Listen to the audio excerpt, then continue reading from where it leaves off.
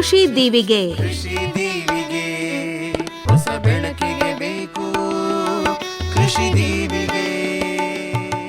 ಸಂಶೋಧನಾ ಸಂಸ್ಥೆಯೊಂದಿಗೆ ಕೃಷಿ ಕಲಿಕೆ ಕುರಿತ ಬಾನುಲಿ ಸರಣಿ. ಮಣ್ಣು ಬೀಜ ಬೆಳೆ ಸೂಕ್ಷ್ಮವಾಗಿ ತಿಳಿದು ರೋಗ ಕೀಟಗಳ ನಿಜ ಮರ್ಮವ ಅರಿತು ಸಂಶೋಧನಾ ಸಾರವ ಕೃಷಿಯಲ್ಲಿ ಮೇಳೈಸಲು ವಿಜ್ಞಾನಿ ತಂತ್ರಜ್ಞರ ಸಹಕಾರವು ಬೇಕು. ಕೇಳಿ ಕಾರ್ಯಕ್ರಮ ಕೃಷಿ ದೀವಿಗೆ.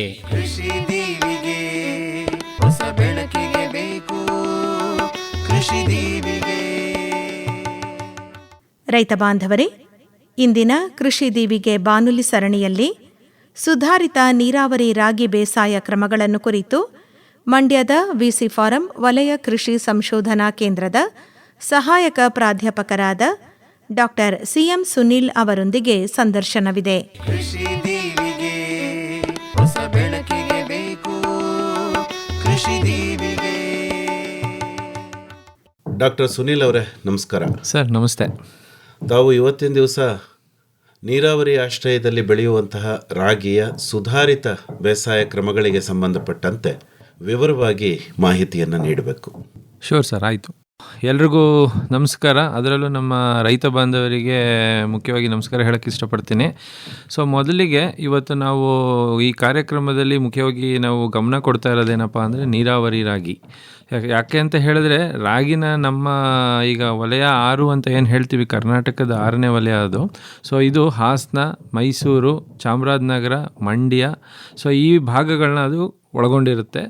ಇದರಲ್ಲಿ ಮುಖ್ಯವಾಗಿ ನಿಮಗೆ ಮಳೆಯಾಶ್ರಿತ ಪ್ರದೇಶ ಬರುತ್ತೆ. ಅದೇ ರೀತಿ ನೀರಾವರಿ ಅಂತ ಬಂದಾಗ ಬೇಸಿಗೆ ರಾಗಿ ಸ್ವಲ್ಪ ಮಟ್ಟಿಗೆ ಹಿಂಗಾರಲ್ಲಿ ಬರುತ್ತೆ. ಮುಖ್ಯವಾಗಿ ಈಗ ಬೇಸಿಗೆ ರಾಗಿ ಅಂತ ಬಂದಾಗ ಸರಿಸುಮಾರು ನಿಮಗೆ 4,000ದಿಂದ 5,000 ಹೆಕ್ಟೇರ್ ಪ್ರದೇಶ ಬರ್ತದೆ.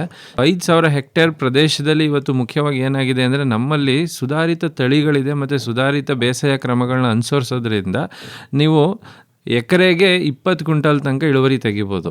ಆದರೆ ಇವತ್ತೇನಾಗಿದೆ, ನಮ್ಮ ರೈತರುಗಳು 12-13 ಕ್ವಿಂಟಾಲ್ ಇಳುವರಿ ತೆಗಿಯೋದೇ ಸುಸ್ತು ಪಡ್ತಾ ಇದ್ದಾರೆ.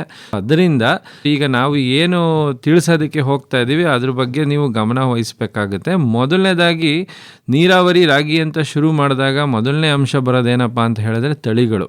ಎಲ್ಲ ತಳಿಗಳಿಗೆ ನಮ್ಮಲ್ಲಿ ದೀರ್ಘಾವಧಿ ತಳಿ ಸಿಗುತ್ತೆ, ಮಧ್ಯಮಾವಧಿ ತಳಿ ಸಿಗುತ್ತೆ, ಅಲ್ಪಾವಧಿ ತಳಿ ಸಿಗುತ್ತೆ. ಆದರೆ ನೆನ್ಪಿಟ್ಕೊಳ್ಳಿ, ಯಾವಾಗ್ಲೂ ನೀರಾವರಿ ಅಂತ ಬಂದಾಗ ನಾವು ಆದಷ್ಟು ಕೂಡ ಅಲ್ಪಾವಧಿ ಅಥವಾ ಮಧ್ಯಮಾವಧಿ ತಳಿಗಳನ್ನು ಆಯ್ಕೆ ಮಾಡ್ಕೊಳ್ಳೋದು ತುಂಬ ಅವಶ್ಯಕ ಆಗ್ತದೆ. ಯಾಕೆ ನಮಗೆ ಅಲ್ಪಾವಧಿ ತಳಿಗಳು ಬೇಕು? ಸೊ ನಿಮಗೆ ಗೊತ್ತಿರುತ್ತೆ ಏನು, ಜನವರಿ ಫೆಬ್ರವರಿ ಅಂದರೆ ಜನವರಿ ಈ ನೀರಾವರಿ ರಾಗಿ ಬೇಸಿಗೆ ರಾಗಿ ಅಂತ ಏನು ಹೇಳ್ತೀವಿ ನಾವು, ಅದನ್ನು ಜನವರಿ 3ನೇ ವಾರದಿಂದ ಆದಮೇಲೆ ನೀವು ಶುರು ಮಾಡ್ಕೊಳ್ಳಿ ಒಟ್ಲು ಪಾತಿ ಮಾಡೋದಕ್ಕೆ ಅಥವಾ ನರ್ಸರಿ ಮಾಡೋದಕ್ಕೆ ಅಂತ ಹೇಳ್ತೀವಿ. ಯಾಕೆ? ಚಳಿ ಇರುತ್ತೆ ಅನ್ನೋದು ಒಂದು ಉದ್ದೇಶದಿಂದ. ಯಾವಾಗಲೂ ಅಷ್ಟೇ ರಾಗಿ 95ರಿಂದ 100 ದಿನಕ್ಕೆ ಮುಗಿಯುವಂಥವಾಯಿತು ಅಂತ ಹೇಳಿದ್ರೆ ನಿಮ್ಮ ಮುಂದಿನ ಬೆಳೆಗೆ ಯಾವುದೇ ರೀತಿಯಾದಂತಹ ತೊಂದರೆ ಉಂಟಾಗೋದಿಲ್ಲ. ಒಂದನೇದು. ಎರಡನೇದು ಅಂತ ಹೇಳಿದ್ರೆ, ಒಂದು ಬೆಳೆ ಮುಗಿದ ಮೇಲೆ ಅಟ್ಲೀಸ್ಟ್ ನಾವೇನು ಮಾಡಬೇಕು, 1 ತಿಂಗಳಿಂದ 1.5 ತಿಂಗಳು ಅಥವಾ ಆದರೆ 2 ತಿಂಗಳ ಅವಕಾಶ ಸಿಕ್ತು ಅಂತ ಹೇಳಿದ್ರೆ ಭೂಮಿನ ಬಿಡಬೇಕು ಉಳ್ತಿ. ಯಾಕಂದರೆ ಅಲ್ಲಿರುವಂತಹ ಅಂಶಗಳು ತಿರ್ಗಾ ಮುಂದಿನ ಬೆಳೆಗೆ ಸಿಕ್ಕಬೇಕು, ಅಲ್ಲಿರುವಂಥದ್ದು ಕೂಳೆಗಳು ಕೊಳೆಯಬೇಕು. ಸೊ ಆ ನಿಟ್ಟಿನಲ್ಲಿ ನಾವೇನು ಹೇಳ್ತೀವಿ, 1.5ರಿಂದ 2 ತಿಂಗಳು ಬಿಡಬೇಕಾಗುತ್ತೆ. ಈಗ ಭತ್ತಕ್ಕೆ ಹೋಗ್ತೀವಿ ಅನ್ನೋರೆಲ್ಲ ಏನು ಮಾಡಬೇಕಾಗುತ್ತೆ, ಚಂಬೆ ಬೆಳಿಬೇಕಾಗ್ತದೆ. ಅಟ್ಲೀಸ್ಟ್ ಚಂಬೆ ಅಂತ ಬಂದಾಗ 45 ದಿನ ಬೇಕಾಗುತ್ತೆ. ಸೊ ಈ ಎಲ್ಲ ಅಂಶಗಳನ್ನ ನಾವು ಇಟ್ಕೊಂಡು ಏನು ಮಾಡಬೇಕಾಗ್ತದೆ, ಅಲ್ಪಾವಧಿ ತಳಿಗಳಿಗೆ ಆದಷ್ಟು ಕೂಡ ನಾವು ಮಹತ್ವ ಕೊಡಬೇಕಾಗ್ತದೆ. ಅಲ್ಪಾವಧಿ ಅಂತ ಬಂದಾಗ ಅದರಲ್ಲೂ ಹೆಚ್ಚಿನ ಇಳುವರಿ ನೀಡುವಂತಹ ಅಥವಾ ಸಾಮರ್ಥ್ಯ ಇರುವಂತಹ ತಳಿಗಳನ್ನ ಆಯ್ಕೆ ಮಾಡ್ಕೋಬೇಕು. ಈ ನಿಟ್ಟಿನಲ್ಲಿ ನಮ್ಮಲ್ಲಿ ಇವಾಗ ನೂತನವಾಗಿ ಸುಧಾರಿತ ತಳಿಗಳಾದಂತಹ KMR 630 ಅಂತ ಇದೆ. ಸೊ ಇದು ಬಂದು ಎಕರೆಗೆ ನಿಮಗೆ 18ರಿಂದ 20 ಕ್ವಿಂಟಾಲ್ ತನಕ ಇಳುವರಿ ನೀಡುವಂಥ ಸಾಮರ್ಥ್ಯನ ಹೊಂದಿರುತ್ತೆ. ಜೊತೆಗೆ ಇದು ಬಂದು 95ರಿಂದ 100 ದಿನಕ್ಕೆ ಮುಗಿಯುವಂತಹ ಬೆಳೆಯಾಗಿರ್ತದೆ. ಅದೇ ರೀತಿ KMR 316 ಅಂತ ತಳಿ ಇದ್ದಾವೆ. ಸೊ ಆ ತಳಿ ವಿಶೇಷ ಏನಪ್ಪ ಅಂತ ಹೇಳಿದ್ರೆ 20ರಿಂದ 22 ಕ್ವಿಂಟಾಲ್ ತನಕ ಇಳುವರಿ ನೀಡುವಂಥ ಸಾಮರ್ಥ್ಯನ ಹೊಂದಿದೆ. ಸೊ ಈಗ ಇನ್ನೊಂದು ನೀವು ಗಮನದಲ್ಲಿ ಇಟ್ಕೋಬೇಕು, ಈ ತಳಿಗಳಿಗೆ ರೋಗಬಾಧೆ ತುಂಬ ಕಡಿಮೆ. ನಮಗೆ ಬರುವಂಥದ್ದು ಮುಖ್ಯವಾಗಿ ಕುತ್ತಿಗೆ ಬೆಂಕಿ ರೋಗ ಬರಬಾರ್ದು, ಎಲೆ ಬೆಂಕಿ ರೋಗಗಳು ಬರಬಾರ್ದು. ಈ ಯಾವುದೇ ರೋಗಗಳು ನಿಮಗೆ ಈ ತಳಿಗಳಲ್ಲಿ ಕಂಡುಬರುವುದಿಲ್ಲ.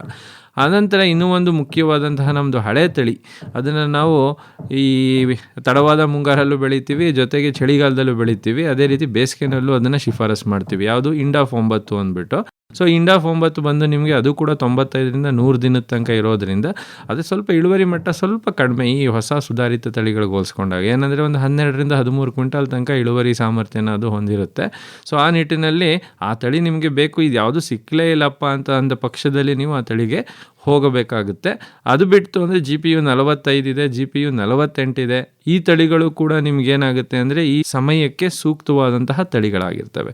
ಈ ತಳಿಗಳನ್ನು ನೀವು ಆಯ್ಕೆ ಮಾಡ್ಕೋಬೇಕು. ತಳಿಗಳು ಈಗ ಆಲ್ರೆಡಿ ನಿಮಗೆ VC ಫಾರಮ್ನಲ್ಲಿ NSPನಲ್ಲಿ ನಿಮಗೆ ಲಭ್ಯ ಆಗ್ತಾ ಇದೆ. 630, 316, ಇಂಡಾಫ್ 9 ಆಲ್ರೆಡಿ ಸಾಕಷ್ಟು ಜನ ರೈತರುಗಳು ಬರ್ತಾ ಇದ್ದಾರೆ, ತಗೊಂಡು ಆಲ್ರೆಡಿ ನರ್ಸರಿನೂ ಮಾಡಿದ್ದಾರೆ. ಸೊ ಈಗ ನರ್ಸರಿ ಅಂದರೆ ಒಟ್ಲುಪಾತಿ ಅಂತ ಬಂತು. ಈಗ ಭತ್ತದಲ್ಲಿ ಯಾವ ರೀತಿ ಮಾಡ್ತೀವಿ ಅದೇ ರೀತಿ ಇಲ್ಲೂ ಕೂಡ ನಾವು ಒಟ್ಲುಪಾತಿ ಮಾಡೇ ಹಾಕಬೇಕಾಗ್ತದೆ. ಈಗ ನೀರಾವರಿ ರಾಗಿ ಅಂತ ಹೇಳಿದಾಗ, ಸೊ ನೀರಾವರಿ ರಾಗಿಗೆ ಬಂದಾಗ ಏನಾಗ್ತದೆ ಅಂತ ಹೇಳಿದ್ರೆ, ನಮ್ಮ ರೈತ ಬಾಂಧವರು ಇಲ್ಲಿ ತುಂಬ ಒತ್ತಿ ಹೇಳ್ತಾ ಇದ್ದೀನಿ, ನೀವು ಒಂದು ತಪ್ಪು ಮಾಡ್ತಾ ಇರೋದು ಏನಪ್ಪ ಅಂತ ಹೇಳಿದ್ರೆ, ಎಕರೆಗೆ ನಾವು 2 kg ಬಿತ್ತನೆ ಬೀಜ ಹೇಳ್ತೀವಿ ನಾಟಿಗಾದರೆ. ಆದರೆ ನಮ್ಮ ರೈತರು ಏನು ಮಾಡ್ತಾ ಇದ್ದೀರಾ, 5 kg 8 kg ತನಕನೂ ಬಳಸ್ತಾ ಇದ್ದೀರಾ. ಇದು ಏನಪ್ಪ ಅಂದರೆ ನಿಮ್ಮ ಖರ್ಚನ್ನು ಜಾಸ್ತಿ ಮಾಡುತ್ತೆ. ಯಾಕಂತ ಹೇಳಿದ್ರೆ 1 kg ಬಿತ್ತನೆ ಬೀಜ ರಾಗಿ ಬಂದು ನಿಮಗೆ 40 ರೂಪಾಯಿ ತನಕ ಬೀಳುತ್ತದೆ. ಸೊ ಅದರಿಂದ ಅದನ್ನು ವೇಸ್ಟ್ ಮಾಡಬಾರ್ದು. ಯಾಕಂದರೆ ನಿಮಗೂ ಆಗುತ್ತೆ, ಉಳಿದಂತಹ ಇತರೆ ರೈತರುಗಳಿಗೂ ಕೂಡ ಅದು ಉಪಯೋಗ ಆಗುತ್ತೆ. ಸೊ ಆ ನಿಟ್ಟಿನಲ್ಲಿ ಎಕರೆಗೆ 2 kg ಬಿತ್ತನೆ ಬೀಜನೇ ಬಳಸಬೇಕು.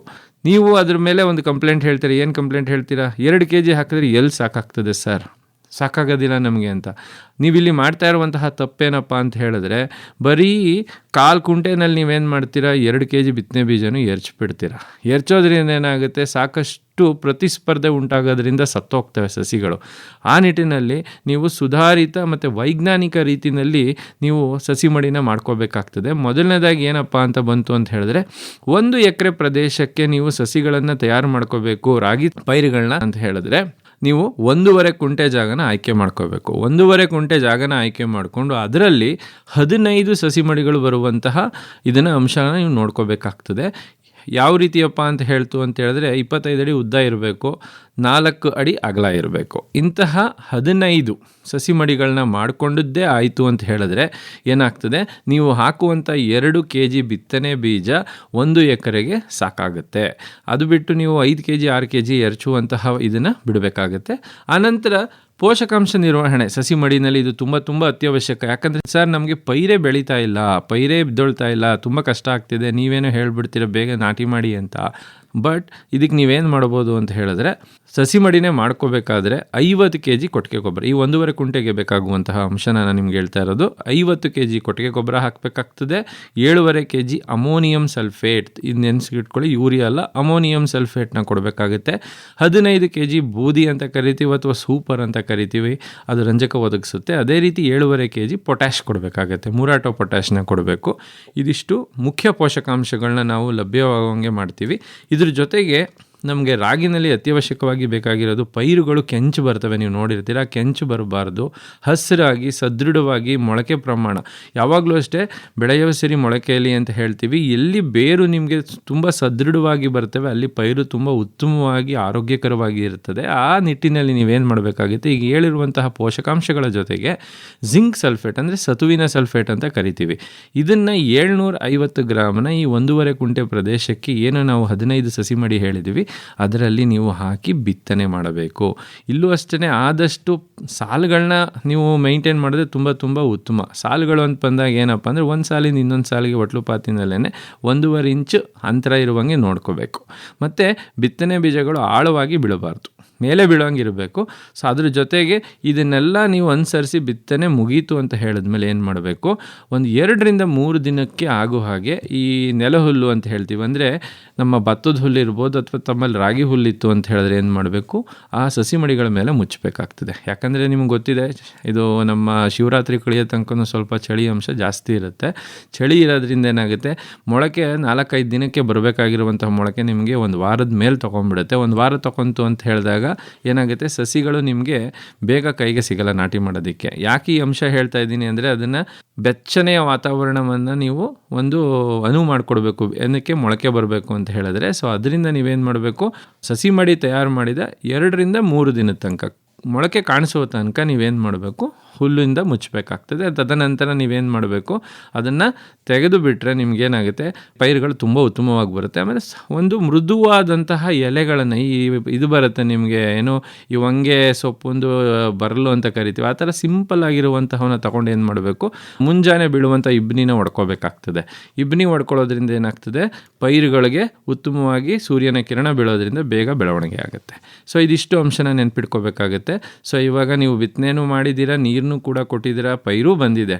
ಪೈರು ಬಂದ ಮೇಲೆ ಏನು ಮಾಡಬೇಕು, ಈ ಒಟ್ಲು ಊದ 10ರಿಂದ 12 ದಿನಕ್ಕೆ ಕರೆಕ್ಟಾಗಿ ನೆನ್ಪಿಟ್ಕೊಳ್ಳಿ 6 kg ಯೂರಿಯಾ ಕೊಡಬೇಕಾಗ್ತದೆ. ಎಷ್ಟು, 1.5 ಕುಂಟೆ ಪ್ರದೇಶಕ್ಕೆ 6 kg ಯೂರಿಯಾ ಕೊಟ್ಟು, ಇದಾದ ನಂತರ ಏನಂತ ಹೇಳಿದ್ರೆ ಕೆಲವೊಂದು ಸಲ ಅವಕಾಶಗಳು ಇರ್ತವೆ. ಹೀಗೇನಪ್ಪ ಅಂತ ಹೇಳಿದ್ರೆ ಸಸಿ ಮಡಿನಲ್ಲೇ ನಿಮಗೆ ಕಾಂಡ ಕೊರಕದ ತೊಂದರೆ ತುಂಬ ಜಾಸ್ತಿ ಆಗ್ತದೆ. ಈಗೇನಾಗುತ್ತೆ, ಕಾಂಡ ಕೊರಕದ ಅಂಶನ ನೀವು ಸಸಿ ಮಡಿಲೇ ಅದನ್ನು ನೀವು ಕಂಟ್ರೋಲ್ ಮಾಡ್ಕೊಂಡ್ಬಿಡ್ತು ಅಂತ ಹೇಳಿದ್ರೆ ಯಾವುದೇ ರೀತಿಯಾದಂತಹ ತೊಂದರೆಗಳು ಬರೋದಿಲ್ಲ. ಇಲ್ಲ ಅಂತ ಹೇಳಿದ್ರೆ ಖರ್ಚು ಜಾಸ್ತಿ ಆಗುತ್ತೆ. ಈಗ ನೋಡಿ, ಎಲ್ಲಿ ಬರೀ ಒಂದು ಕ್ಯಾನ್ನಲ್ಲಿ ಮುಗಿಸ್ಕೊಳ್ಳುವಂಥ ಕೆಲಸ ಅಲ್ಲಿಗೆ ಹೋಯ್ತು ಅಂತ ಹೇಳಿದ್ರೆ 10ರಿಂದ 13 ಕ್ಯಾನ್ ಬೇಕಾಗುತ್ತೆ. ಖರ್ಚು ಕೂಡ ಮಿನಿಮಮ್ ಅಂದರೆ ನಿಮ್ಗೆ 1,500 ರೂಪಾಯಿ ಬೀಳುತ್ತೆ. ಸೊ ಆ ನಿಟ್ಟಿನಲ್ಲಿ ನೀವೇನು ಮಾಡಬೇಕಾಗುತ್ತೆ, ಸಸಿ ಮಡಿಗಳಿಗೆ ಈ ಯೂರಿಯಾವನ್ನು ನೀಡಿದ ನಂತರ ಸೊ ತಮ್ಮಲ್ಲಿ ಕ್ಲೋರೋಪೈರಿಪಾಸ್ ಕಾಮನ್ ಆಗಿ ಸಿಗುತ್ತೆ ಮತ್ತು ಬ್ಯಾವಿಸ್ಟಿನ್ ಕಾಮನ್ ಆಗಿ ಸಿಗ್ತದೆ. 2 ಗ್ರಾಮ್ ಬ್ಯಾವಿಸ್ಟಿನು ಮತ್ತು 2 ml ಕ್ಲೋರೋಪೈರಿಪಾಸ್ನ ಸಿಂಪರಣೆ ಮಾಡೋದ್ರಿಂದ ಏನಾಗುತ್ತೆ, ಈ ಕಾಂಡ ಕೊರಕ ಮತ್ತು ಈ ಬೆಂಕಿ ರೋಗ ಬರೋದಿಲ್ಲ. ಅದು ಸಹಿಷ್ಣುತಾ ಶಕ್ತಿ ಇರುತ್ತೆ. ಸೊ ಆದರೂ ಕೂಡ ನಾವೇನು ಮಾಡೋದು, ಮುನ್ನೆಚ್ಚರಿಕೆ ಕ್ರಮವಾಗಿ ಅದನ್ನು ಪಾಲಿಸೋದ್ರಿಂದ ಯಾವುದೇ ರೋಗ ರುಜಿನಗಳು ಬರೋದಿಲ್ಲ. ಕಡಿಮೆ ಖರ್ಚಿನಲ್ಲಿ ನಿಮಗೆ ರೋಗ ನಿಯಂತ್ರಣನ ನಾವು ಸಾಧಿಸ್ಬೋದಾಗುತ್ತೆ. ಇದಿಷ್ಟು ಆಯಿತು ಅಂತ ಹೇಳಿದ ಮೇಲೆ ನಿಮ್ಮ ಪೈರುಗಳು ಏನಾಗ್ತದೆ, 18 ದಿನಕ್ಕೆ ರೆಡಿ ಆಗ್ತವೆ ಎಂತಕ್ಕೆ, ನಾಟಿ ಮಾಡೋದಕ್ಕೆ. ಅದರಿಂದ ನೀವೇನು ಮಾಡಬೇಕಾಗುತ್ತೆ, ನೆನ್ಪಿಡ್ಕೊಳ್ಳಿ, ಇಲ್ಲಿ ಅಲ್ಪಾವಧಿ ಮಧ್ಯಮಾವಧಿ ತಳಿ ಅಂತ ಬರೋದ್ರಿಂದ ಅಲ್ಪಾವಧಿನ ಯಾವಾಗಲೂ ಅಷ್ಟೇ 18ರಿಂದ 20 ದಿನದ ಪೈರನ್ನೇ ನಾಟಿ ಮಾಡಬೇಕು. ನೀವೇನಾದರೂ 22, 23 ದಿನ, 24 ದಿನ ಆ ಥರ ಓದಿದ್ದೇ ಆಯಿತು ಅಂದರೆ ಅಲ್ಲಿ ಒಂದು ಅಂಶ ನೀವು ನೋಡಬೇಕಾಗ್ತದೆ, ರಾಗಿ ತುಂಡಾಗ್ಬಿಡುತ್ತೆ. ರಾಗಿ ತುಂಡಾಗಿ ನಿಮಗೆ ನಾಟಿ ಮಾಡಿದ 20 ದಿನಕ್ಕೆ ಎಲ್ಲ ತೆನೆ ಬಂದುಬಿಡುತ್ತೆ. ಈ ಸಲ ಸಾಕಷ್ಟು ಜನ ಪ್ರಾಬ್ಲಮ್ನ ತಂದಿದ್ದರೂ ನಾವು ಹೇಳಿ ಕಳಿಸಿದ್ದೀವಿ. ಸೊ ಅದೊಂದು ನೀವು ಗಮನದಲ್ಲಿ ವಹಿಸಬೇಕಾಗುತ್ತೆ. ಅದೇ ರೀತಿ ಏನಾದರೂ ಸ್ವಲ್ಪ ಮಧ್ಯಮ ಅವಧಿಗೆ ತಳಿಗಳು, ನಾನು ದೀರ್ಘಾವಧಿಗೆ ಹೋಗ್ತೀನಿ ಅಂದರೆ ಇಂಡ್ ಆಫ್ 7ಗೆ ಹೋಗ್ತಾರೆ ಎಷ್ಟೊಂದು ಜನ. ಯಾವುದು ನೀವು ಬೇಸಿಗೆನಲ್ಲಿ ನೋಡಿದಾಗ ಇಂಡ್ ಆಫ್ 7ಗೆ ಹೋಗ್ತೀವಿ ಅಂದರೆ 22 ದಿನದ ಪೈರು, 23 ದಿನದ ಪೈರನ್ನ ನೀವು ನಾಟಿ ಮಾಡ್ಬೋದು, ಏನೂ ತೊಂದರೆ ಇರೋದಿಲ್ಲ. ಸೊ ಆಮೇಲೆ ಅದರಲ್ಲಿ ಇನ್ನೂ ಒಂದು ಅಂಶ ನೀವು ನೆನ್ಪಿಟ್ಕೋಬೇಕು, ನಾನು ಔಷಧಿ ಹೊಡೆಯಲ್ಲ, ನಾನು ಸಾವಯವ ಕೃಷಿ ಮಾಡ್ತೀನಿ, ಆ ಥರ ನಾವು ಔಷಧಿಗಳು ಕಡಿಮೆ ಮಾಡ್ತೀವಿ ಅಂತ ಬಂತು ಅಂತ ಹೇಳಿದ್ರೆ, ಎಲೆಗಳು ಅಂದರೆ ನಾವೇನು ಮಾಡ್ತೀವಿ, ಅದನ್ನು ಮುಂದಲೆ ಅಂತ ಕರಿತೀವಿ. ಯಾವ ರೀತಿ, ಈಗ ನಾವು ಈ ಪೈರ್ನೆಲ್ಲ ಕಿತ್ತ ಮೇಲೆ ಗಂಟು ಹಾಕ್ತೀವಿ, ಒಂದು ಗುಚ್ಛ ಮಾಡ್ತೀವಿ, ಗುಚ್ಛ ಮಾಡಿದಾಗ ಎಲೆಗಳು ಕಾಣಿಸ್ತಿರ್ತವೆ. ಆ ತುದಿ ಎಲೆಗಳನ್ನ ನೀವೇನು ಮಾಡಬೇಕಾಗುತ್ತೆ, ಕತ್ತರಿಸ್ಬೇಕಾಗ್ತದೆ. ತುದಿ ಎಲೆ ಕತ್ತರಿಸೋದ್ರಿಂದ ನಿಮ್ಗೇನು ಉಪಯೋಗ ಆಗುತ್ತೆ ಅಂತ ಹೇಳಿದ್ರೆ, ಈ ಕಾಂಡ ಕೊರಕದ ಮೊಟ್ಟೆಗಳು ಯಾವಾಗಲೂ ಎಲೆ ತುದಿ ಭಾಗದಲ್ಲಿ ಯಾವ ರೀತಿ ಇರುತ್ತೆ ನೀವು ಐಡೆಂಟಿಫೈ ಮಾಡ್ಕೋಬೋದು, ಗುರ್ತಿಡಿಬೋದು. ಯಾವ ರೀತಿ ಗುರ್ತಿಡಿತೀರ ಅಂದರೆ ರೇಷ್ಮೆ ನೂಲಿಂದ ಮುಚ್ಕೊಂಡಿರ್ತದೆ. ಆ ರೇಷ್ಮೆ ನೂಲಿಂದ ಮುಚ್ಕೊಂಡಿರೋದ್ರಿಂದ ನೀವೇನು ಮಾಡೋದು, ಹಂಗೆ ಕತ್ತರಿಸಿ ಹಾಕೋದ್ರಿಂದ ಅಲ್ಲೇ ನೀವು ತುಳಿದ ತಕ್ಷಣ ಅಲ್ಲೇ ಅದೆಲ್ಲ ಸಾಯುತ್ತೆ. ಸೊ ಅದರಿಂದ ಒಂದು. ಮತ್ತು ಇನ್ನೊಂದು ಏನಪ್ಪ ಅಂದರೆ, ನಾಟಿಯಿಂದ ಆಗುವಂತಹ ಶಾಕ್ ಅಂತೇಳಿ ಟ್ರಾನ್ಸ್ಪ್ಲಾಂಟಿಂಗ್ ಶಾಕ್ ಅಂತ ಕರಿತೀವಿ. ಎಲೆ ಜಾಸ್ತಿ ಇದ್ದಷ್ಟು ಏನಾಗ್ತದೆ, ಬೇಗ ಕೂಡ್ಕೊಳ್ಳಲ್ಲ. ಅದು ಉದಾಹರಣೆ ಹೇಳಬೇಕು ಅಂದರೆ, ಚಿಕ್ಕ ಮಕ್ಳಿಗೆ ಮೂಳೆ ಹೆಂಗೆ ಚೆನ್ನಾಗಿ ಕೂಡ್ಕೊತದೆ, ದೊಡ್ಡವ್ರಿಗೆ ಹೆಂಗೆ ಮೂಳೆ ಕೂಡ್ಕೊಳ್ಳೋದಿಲ್ಲ, ಆ ರೀತಿ ಬೇಗ ಬೇರು ಕೂತ್ಕೊಳ್ಳೋದಿಲ್ಲ ಅದು ಎಲೆ ಇತ್ತು ಜಾಸ್ತಿ ಅಂದರೆ. ಅದರಿಂದ ನೀವೇನು ಮಾಡಬೇಕಾಗುತ್ತೆ, ಆ ಪೈರುಗಳನ್ನು ಈ ನಾನು ಹೇಳ್ಕೊಂಡಂತಹ ಪದ್ಧತಿನ ಅನುಸರಿಸಿ 18ರಿಂದ 20 ದಿನದ ಪೈರನ್ನ ನಾಟಿ ಮಾಡಬೇಕಾಗುತ್ತೆ. ಸೊ ಈಗ ನಾಟಿಗೆ ರೆಡಿ ಇದೆ. ಈಗ ನಮ್ಮ ಮುಖ್ಯ ಭೂಮಿನೂ ಕೂಡ ಉತ್ತಮವಾಗಿ ಉಳುಮೆ ಮಾಡಿ, 1-2 ಬಾರಿ ಉಳುಮೆ ಮಾಡಿ, ದಪ್ಪ ಹಿಂಟೆ ಇರುವನ್ನೆಲ್ಲನೂ ಒಡೆದು ನೀಟಾಗಿ ಮಾಡ್ಕೊಂಡಿದ್ದೀವಿ. ಇಲ್ಲಿ 2 ಅಂಶ ಹೇಳ್ಬೋದು, ನೀವು ಸಾಲನ್ನು ಕೂಡ ನಾಟಿ ಮಾಡ್ಬೋದು, ಇಲ್ಲ ಅಂದರೆ ಅದೇ ರೀತಿ ನೀವು ನಾರ್ಮಲ್ ಏನು ಸಾಂಪ್ರದಾಯಿಕ ಪದ್ಧತಿ ಇದೆ, ರ್ಯಾಂಡಮ್ ಪ್ಲಾಂಟಿಂಗ್ ಅಂತ ಕರಿತೀವಿ, ಆ ರೀತಿನೂ ಕೂಡ ಮಾಡ್ಕೋಬೋದು. ನಿಮ್ಮಲ್ಲಿ ಏನಾರು ಏರಿನ ಫೆಸಿಲಿಟೀಸ್ ಇದೆ, ನಿಮ್ಮ ಹತ್ರ ಏರಿದೆ, ಎತ್ತುಗಳಿದ್ದಾವೆ ಅಂತ ಹೇಳಿದ್ರೆ ಯಾವಾಗಲೂ ಅಷ್ಟೇ 3/4 ಅಡಿ 1 ಅಡಿಗೆ ಸಾಲನ್ನ ತಗೊಳ್ಳೋದು ತುಂಬ ಉತ್ತಮ. ಸಾಲುಗಳು ತೊಗೊಂಡ್ರೆ ಏನಾಗುತ್ತೆ ಅಂದರೆ ಕುಂಟೆ ಹೊಡಿಬೋದು, ಮತ್ತು ರಾಗಿ ಬೀಳದೇ ಇರೋ ರೀತಿ ನೋಡ್ಕೋಬೋದು, ಮಲಗದೇ ಇರೋ ರೀತಿ ನೋಡ್ಕೋಬೋದು. ಸೊ ಅದರಿಂದ ನೆನ್ಪಿಟ್ಕೊಳ್ಳಿ, ನಾಟಿ ಮಾಡೋದನ್ನು ಯಾವ ರೀತಿ ನೀವು ಮಂದಲ್ಲಿ ಮಾಡ್ಕೋಬೇಕು ಅಂದರೆ, ಆದಷ್ಟು ಏರುಗಳನ್ನ ಬಳಸಿ ಸಾಲುಗಳನ್ನು ತೆಗೆದು ನಾಟಿ ಮಾಡೋದು ಉತ್ತಮ. ಅದು ಎಷ್ಟಿರುತ್ತೆ, ಈಗ ನೀವು ಏರಲ್ಲಿ ತೆಗಿತೀನಿ ಅಂದರೆ 1 ಅಡಿ ಸಾಲೆ ಬರುವಂಥದ್ದು. ಪೈರಿಂದ ಪೈರಿಗೆ ಏನು ಮಾಡಿ, ನೀವೇನಂತ ಹೇಳಿದ್ರೆ 4 ಇಂಚ್ ಅಂಗಲನ ನೀವು ಮೇಂಟೈನ್ ಮಾಡಿ ಸಾಕು. 10 ಸೆಂಟಿಮೀಟ್ರಿಗೆ ಮಾಡಿದ್ರೆ ಏನಾಗುತ್ತೆ, ಇಲ್ಲಿ ನಾವು 30 ಸೆಂಟಿಮೀಟ್ರ್ ಅಗಲ ಕೊಟ್ಟಿರೋದು ಅಲ್ಲಿಗೆ ಅದು ಬ್ಯಾಲೆನ್ಸ್ ಆಗುತ್ತೆ. ಸೊ 1 ಎಕರೆಗೆ ಅಂತ ಹೇಳಿದ್ರೆ ನಾವು ಅಂದರೆ ಮೀನ್ಸ್ 1 ಹೆಕ್ಟೇರ್ ಪ್ರದೇಶದಲ್ಲಿ ಮಿನಿಮಮ್ ಅಂದರೆ 3,33,000 ಸಸಿಗಳು ಕೂತ್ಕೋಬೇಕು. ಅಷ್ಟಿತ್ತು ಅಂದರೆ ನಿಮಗೆ ಇಳುವರಿ 18ರಿಂದ 19 ಕ್ವಿಂಟಲ್ ತನಕ ಬರೋದಕ್ಕೆ ಸಾಧ್ಯ ಆಗುವಂಥದ್ದು. ಅದೊಂದು ಗಮನ ವಹಿಸಬೇಕಾಗ್ತದೆ. ಈಗ ಎಷ್ಟು ಅಂತರದಲ್ಲಿ ನಾಟಿ ಮಾಡಬೇಕು ಅಂತ ಹೇಳಿದ್ದೀನಿ. ನಾಟಿ ಮಾಡೋದಕ್ಕೆ ಗೊಬ್ಬರನೂ ತುಂಬ ಅತ್ಯವಶ್ಯಕ. ಅದಕ್ಕೆ ಇಲ್ಲಿ ನಾವು ಮುಖ್ಯ ಭೂಮಿಗೆ ಏನಾಗುತ್ತೆ, ನೀವು ಕೊಟ್ಟಿಗೆ ಗೊಬ್ಬರ ಅಥವಾ ಎರೆ ಗೊಬ್ಬರ ಅಂತ ಬಂತು ಅಂತ ಹೇಳಿದಾಗ, ಎರೆ ಗೊಬ್ಬರ ಬಂದಾಗ ನಿಮಗೆ 3 ಟನ್ ಅಥವಾ 1.5ರಿಂದ 2 ಟನ್ ಕೊಟ್ಟರೆ ಸಾಕಾಗ್ತದೆ. ಯಾಕಂದರೆ ಅದರಲ್ಲಿ ಪೋಷಕಾಂಶಗಳ ಅಂಶ ಜಾಸ್ತಿ ಇರುತ್ತೆ. ಅದೇ ಇದು ನಿಮಗೆ ಕೊಟ್ಟಿಗೆ ಗೊಬ್ಬರ ಬಂತು ಅಂತ ಹೇಳಿದ್ರೆ ಕಂಪಲ್ಸರಿ 4 ಟನ್ ತನಕ ಕೊಡಲೇಬೇಕಾಗ್ತದೆ. ಇದು ಏನಂದರೆ ನೀವು ನಾಟಿ ಮಾಡೋದಕ್ಕೆ ಏನು ಒಟ್ಲು ಇಕ್ಕೋತಿರಲ್ಲ, ಆ ಸಮಯದಲ್ಲೇ ಮಣ್ಣಿಗೆ ಸೇರಿಸೋದು ತುಂಬ ಉತ್ತಮ. ಯಾಕಂದರೆ ಅಟ್ಲೀಸ್ಟ್ 15ರಿಂದ 20 ದಿನ ಮುಂಚಿತವಾಗಿ ಸೇರಿಸೋದ್ರಿಂದ ನಿಮ್ಮ ಬೆಳೆಗೆ ಅದರಿಂದ ಪೋಷಕಾಂಶಗಳು ಲಭ್ಯ ಆಗ್ತದೆ. ಇಲ್ಲ ಅಂತ ಹೇಳಿದ್ರೆ ಲಭ್ಯ ಆಗೋದು ನಿಧಾನ ಆಗುತ್ತೆ. ನೀವು ಕೊಟ್ಟಂಥ ಪೋಷಕಾಂಶಗಳನ್ನೇ ಅದು ಕೊಳೆಯೋದು, ಉಪಯೋಗಿಸ್ಕೊಳ್ಳೋದ್ರಿಂದ ಗಿಡದ ಮೇಲೆ ಸ್ವಲ್ಪ ದುಷ್ಪರಿಣಾಮ ಬೀರುವಂತಹ ಸಾಧ್ಯತೆಗಳು ಇರುತ್ತೆ. ಸೊ ಅದರಿಂದ ಇದನ್ನು ನೀವು ಗಮನ ವಹಿಸಬೇಕಾಗ್ತದೆ. ಇದಾದ ನಂತರ ನಾಟಿದು ಹೇಳಿದ್ದೀವಿ. ಇವಾಗ ನಾಟಿ ಮಾಡೋ ಸಮಯದಲ್ಲಿ ಕೊಟ್ಟಿಗೆ ಗೊಬ್ಬರನೂ ಹಾಕಬೇಕು ಅಂತ ಹೇಳಿದ್ರೆ, ಈಗ ನಮ್ಮ ರಾಸಾಯನಿಕ ಗೊಬ್ಬರಗಳು ಅಂತ ಬಂತು ಅಂತ ಹೇಳಿದಾಗ ನೀರಾವರಿ ಇರೋದ್ರಿಂದ ನೆನ್ಪಿಟ್ಕೊಳ್ಳಿ, ಯಾವಾಗಲೂ ನಾವೇನು ಮಾಡ್ತೀವಿ ಅಂದರೆ 40-20-20 ಅಂತ ಕರಿತೀವಿ. ಅಂದರೆ ಸಾರಜನಕದಲ್ಲಿ ರಂಜಕ ಮತ್ತು ಪೊಟ್ಯಾಶ್ ಮೂರನ್ನು ಎಕರೆಗೆ 40-20-20 kg ಆಧಾರದಲ್ಲಿ ಅದಷ್ಟನ್ನು ಯಾವ ರಸಗೊಬ್ಬರಗಳು ಒದಗಿಸುತ್ತೆ ಆ ಲೆಕ್ಕಾಚಾರದಲ್ಲಿ ನೀವು ಮಾಡಬೇಕಾಗತ್ತೆ. ಒಂದು ಪಕ್ಷ ನಿಮ್ಗೆ ಗೊತ್ತಾಗಲಿಲ್ಲ ಅಂದರೆ ಕೊನೆಯಲ್ಲಿ ನನ್ನ ದೂರವಾಣಿ ಸಂಖ್ಯೆ ಹೇಳ್ತೀನಿ, ಆವಾಗ ನೀವು ನಮಗೆ ಕರೆ ಮಾಡಿದ್ರೆ ನಾನು ನಿಮ್ಗೆ ತಿಳಿಸ್ಕೊಡ್ತೀನಿ ಎಷ್ಟು ಹಾಕಬೇಕಾಗುತ್ತೆ, ನಿಮ್ಮಲ್ಲಿ ಯಾವ ಗೊಬ್ಬರಗಳು ಲಭ್ಯ ಇದೆ ಅನ್ನೋ ಆಧಾರದ ಮೇಲೆ. ಇದು ಒಂದು ಮುಖ್ಯವಾದಂಥ ಅಂಶ. ಮೇಲೆ ಹೇಳ್ಬಿಡಿ ಸರ್, ಯಾವುದು ಗೊಬ್ಬರ ಅಂದರೆ ಸರ್ ಇಲ್ಲಿ ಏನಾಗುತ್ತೆ ಅಂದರೆ 10-26-26 ಬರುತ್ತೆ, ಯೂರಿಯಾ ಬರುತ್ತೆ, 20-20-0-13 ಬರುತ್ತೆ. ಸೊ ಈಗ ಏನಾಗುತ್ತೆ ಅಂತ ಹೇಳಿದ್ರೆ ವ್ಯತ್ಯಾಸ ಆಗ್ತಾ ಇರ್ತದೆ. ಈಗ ನಮ್ಮ ಮಂಡ್ಯ ಜಿಲ್ಲೆ ಈ ಮೇಲ್ಕೋಟೆ ಈ ಕಡೆ ಭಾಗಕ್ಕೆ ಬಂತು ಅಂತ ಹೇಳಿದ್ರೆ ಅಲ್ಲೆಲ್ಲ ಬಳಸೋದೆಲ್ಲ 20-20-0 ಪೊಟ್ಯಾಷೆ ಹಾಕೋದಿಲ್ಲ.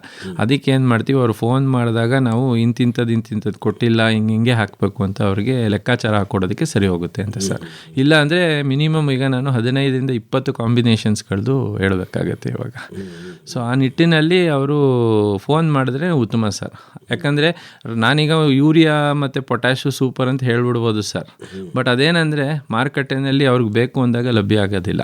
ಅವ್ರಿಗೆ ಯಾವ್ದು ಲಭ್ಯ ಇರುತ್ತೆ ಅದು ಅವ್ರಿಗೆ ಉಪಯೋಗ ಆಗುತ್ತೆ ಅನ್ನೋ ಒಂದು ದೃಷ್ಟಿಯಿಂದ ಹೇಳ್ತಾ ಇದ್ದೀನಿ ಸರ್, ಅಷ್ಟೇ. ಇದರ ಜೊತೆಗೆ ನೀವೇನು ಮಾಡಬೇಕಾಗುತ್ತೆ, ಈಗ ಪ್ರಸ್ತುತವಾಗಿ ಮಂಡ್ಯ ಇರ್ಬೋದು, ಮೈಸೂರು ಇರ್ಬೋದು, ಎಲ್ಲ ಕಡೆನೂ ನನಗೆ ಒಂದು ಕಂಪ್ಲೇಂಟ್ ಬರ್ತಾ ಇರೋದೇನು ಅಂದರೆ ತೆನೆ ಒಡೆಯುತ್ತಾ ಇದೆ.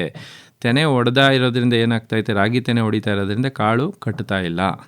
ಅದು ಬೋರಾನ್ ಡಿಫಿಷಿಯನ್ಸಿ ಅಂತ ಕರಿತೀವಿ. ಅಂದರೆ ಬೋರಾನ್ ನಮ್ಮ ಮಣ್ಣಿನಲ್ಲಿ ತುಂಬ ಕೊರತೆ ಉಂಟಾಗಿದೆ.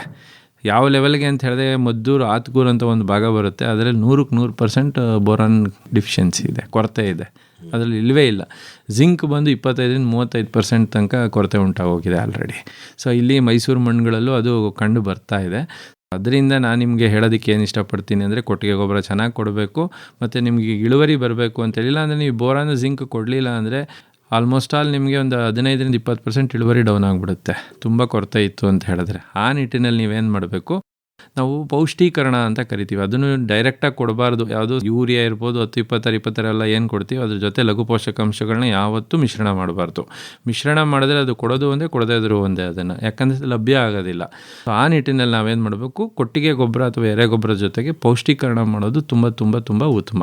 ಸೊ 150-200 kg ಕೊಟ್ಟಿಗೆ ಗೊಬ್ಬರ ತಗೊಂಡು 1 ಎಕರೆಗೆ ಯಾವಾಗಲೂ ನಾವೇನು ಹೇಳ್ತೀವಿ ಅಂದರೆ 5 kg ಸತುವಿನ ಸಲ್ಫೇಟು ಮತ್ತು 4 kg ಬೋರಾನ್, ಅಂದರೆ ಬೋರಾಕ್ಸ್ ರೂಪದಲ್ಲಿ ಕೊಡ್ತೀವಿ. ಬೋರಾಕ್ಸ್ನ ಕೊಡಬೇಕಾಗುತ್ತೆ. ಇದನ್ನು ಮಿಶ್ರಣ ಮಾಡಿ ನೀವು ನಾಟಿ ಸಮಯದಲ್ಲಿ ಸಾಲಿನಲ್ಲಿ ಎರಚಿಕೊಂಡು ನಾಟಿ ಮಾಡಿದ್ದೇ ಆಯಿತು ಅಂತ ಹೇಳಿದ್ರೆ ನಿಮಗೆ ಇದು ಏನು ಕೊರತೆಯ ಲಕ್ಷಣಗಳು ಕಂಡು ಬರಲ್ಲ. ತೆನೆ ತುಂಬ ಸಮೃದ್ಧಿಯಾಗಿ ಬರ್ತದೆ. ಯಾಕಂದರೆ ಇದು ಸಾಕಷ್ಟು ಆಲ್ರೆಡಿ ರೈತರುಗಳು ತಪ್ಪು ಮಾಡಿ ಮುಂದಿನ ಬೆಳೆಗಳಲ್ಲಿ ಅದನ್ನು ಸರಿಪಡಿಸ್ಕೊಂಡಿರೋದ್ರಿಂದ ಅವ್ರಿಗೆ ಇಳುವರಿ ಜಾಸ್ತಿ ಆಗಿರೋದನ್ನ ಸಂತೋಷವಾಗಿ ಖುಷಿಯಾಗಿ ಅದನ್ನು ಹೇಳ್ಕೊಂಡಿರುವಂಥ ನಿದರ್ಶನಗಳು ಸಾಕಷ್ಟು ಇದ್ದಾವೆ ಸರ್. ಅದರಿಂದ ಇದನ್ನು ಪಾಲನೆ ಮಾಡಬೇಕಾಗ್ತದೆ. ಜೊತೆಗೆ ಇಲ್ಲಿ ರಾಸಾಯನಿಕ ಗೊಬ್ಬರ ಅಂತ ಬಂದಾಗ ಸಾರಜನಕ ಅಂತ ಹೇಳಿದೆ. ಈಗ ರಂಜಕ ಪೊಟ್ಯಾಶ್ನ ನಾವೇನು ಮಾಡ್ತೀವಿ, 20 kg ಶಿಫಾರಸ್ ಮಾಡಿದ್ದೀವಿ, ಅದನ್ನ ಸಂಪೂರ್ಣವಾಗಿ ನಾಟಿ ಸಮಯದಲ್ಲೇ ಕೊಡ್ತೀವಿ. ಆದರೆ ಸಾರಜನಕ ಹಂಗೆ ಮಾಡೋಕ್ಕಾಗೋದಿಲ್ಲ. ಸಾರಜನಕನ 50% ನಾಟಿ ಸಮಯದಲ್ಲಿ ಕೊಟ್ಟರೆ ಇನ್ನು ಉಳಿದಿರುವಂತಹ 20% ಅಂದರೆ 50% ಏನು ಉಳಿದಿದೆ ಅದನ್ನು 10 kg ಇದರಲ್ಲಿ ನೀವು ಮೊದಲನೇ ಕುಂಟೆ ಹೊಡೆದು ನೇಗ್ಲು ಬಿಡಬೇಕಾದ್ರೆ, ಕುಂಟೆ ಹೊಡಿತೀವಲ್ಲ, ಕುಂಟೆ ಹೊಡಿಬೇಕಾದ್ರೆ ಒಂದು ಸಲ 10 kg ಕೊಡಬೇಕಾಗುತ್ತೆ. ತೆನೆ ಯಾವಾಗಲೂ ನೆನ್ಪಿಟ್ಕೊಳ್ಳಿ, ನಾಟಿ ಮಾಡಿದ 35-40 ದಿನಕ್ಕೆ ತೆನೆ ಬಂದುಬಿಡ್ತದೆ. ಆ ತೆನೆ ಬರುವಂಥ ಸಮಯನ ನೋಡಿಕೊಂಡು ಆ ಸಮಯದಲ್ಲಿ ಒಂದು 10 kg ಕೊಟ್ಟದ್ದೇ ಆಯಿತು ಅಂದರೆ ತೆನೆ ಸದೃಢವಾಗಿ ಬರುತ್ತೆ, ಕಾಳು ತುಂಬ ಚೆನ್ನಾಗಿ ಬರ್ತದೆ. ಸೊ ಇದನ್ನು ಒಂದು ನಾವು ರೈತರು ಗಮನ ವಹಿಸಬೇಕಾಗ್ತದೆ ಪೋಷಕಾಂಶಗಳ ನಿರ್ವಹಣೆ ಅಂತ ಬಂದರೆ.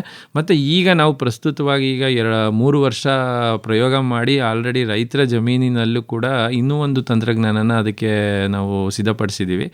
ಏನಪ್ಪ ಅಂತ ಹೇಳಿದ್ರೆ, 100% ರಸಗೊಬ್ಬರಗಳನ್ನ ಮಣ್ಣಿಗೆ ಸೇರಿಸೋದ್ರಿಂದ ಉಪಯೋಗ ಆಗಲ್ಲ. ಏನಾಗ್ತೈತೆ ಅಂದರೆ ಕೆಲವೊಂದು ಸ್ವಲ್ಪ ಪೋಷಕಾಂಶಗಳನ್ನು ಮಣ್ಣಿನಲ್ಲೇ ಸೇರ್ಕೊತೈತೆ, ಕೆಲವೊಂದು ಕೊಚ್ಚೋಗ್ತಾ ಇದೆ. ಇದರಿಂದ ಏನಾಗ್ತದೆ, ಖರ್ಚು ಮಾಡ್ತಾ ಇದ್ದೀವಿ ಬಟ್ ಇಳುವರಿ ಬರ್ತಾ ಇಲ್ಲ. ಆ ನಿಟ್ಟಿನಲ್ಲಿ ನಾವೀಗ ಏನು ಮಾಡಿದ್ವಿ, 75% ಈಗ ನಾನು 40-20-20 ಅಂತ ಏನು ಹೇಳಿದೆ, ಅದರಲ್ಲಿ ಬರೀ 75%ನ ಮಣ್ಣಿಗೆ ಸೇರಿಸುವಂಥದ್ದು. ಇನ್ನು ಉಳಿದಿರುವ 25%ನ ನಾವೇನು ಮಾಡ್ಬೋದು, ನೀರಿನಲ್ಲಿ ಕರಗುವ 19-19-19 ರಸಗೊಬ್ಬರ ಸಿಗುತ್ತಲ್ಲ, ಅದನ್ನು 2 ಹಂತದಲ್ಲಿ ನೀಡತಕ್ಕದ್ದು ಅಂತ ಈಗ ಹೊಸ ಒಂದು ಪ್ರಯೋಗ ಮಾಡಿ ರೈತರ ಜಮೀನಿನಲ್ಲಿ 2 ವರ್ಷದಿಂದ ಅದು ಪ್ರಯೋಗ ಆಗಿದೆ. ಸೊ ಈ ಸಲ ಅದು ತಂತ್ರಜ್ಞಾನ ಸೇರ್ಪಡೆ ಆಗ್ತಾ ಇದೆ ಪ್ಯಾಕೇಜಿಗೆ. ಸೊ ಈ ತಂತ್ರಜ್ಞಾನ ರೈತರ ಜಮೀನಿನಲ್ಲಿ ಸಾಕಷ್ಟು ಏನಪ್ಪ ಅಂದರೆ ಪ್ರಭಾವ ಬೀರಿದೆ. ತುಂಬ ಖುಷಿ ಪಟ್ಟಿದ್ದಾರೆ ರೈತರುಗಳು. ಅವರ ಅನಿಸಿಕೆಗಳನ್ನ ನಾವು ವಿಡಿಯೋನೂ ಮಾಡಿದ್ದೀವಿ, ರೆಕಾರ್ಡಿಂಗು ಮಾಡಿದ್ದೀವಿ. ಸೊ ಮುಂದೊಂದು ದಿನದಲ್ಲಿ ಅಳವಡಿಸ್ಕೊತೀವಿ ಅಂದಿದ್ದಾವೆ. ಇಲ್ಲಿ ನೀವೇನು ಮಾಡಬೇಕಾಗುತ್ತೆ, 75% ಈಗ ಯಾವ ರೀತಿ ನಾನು ನಿಮಗೆ 50%, 10%, 25% ಕೊಡಬೇಕು ಅಂತ ಅದೇ ರೀತಿ ಕೊಡಬೇಕಾಗ್ತದೆ.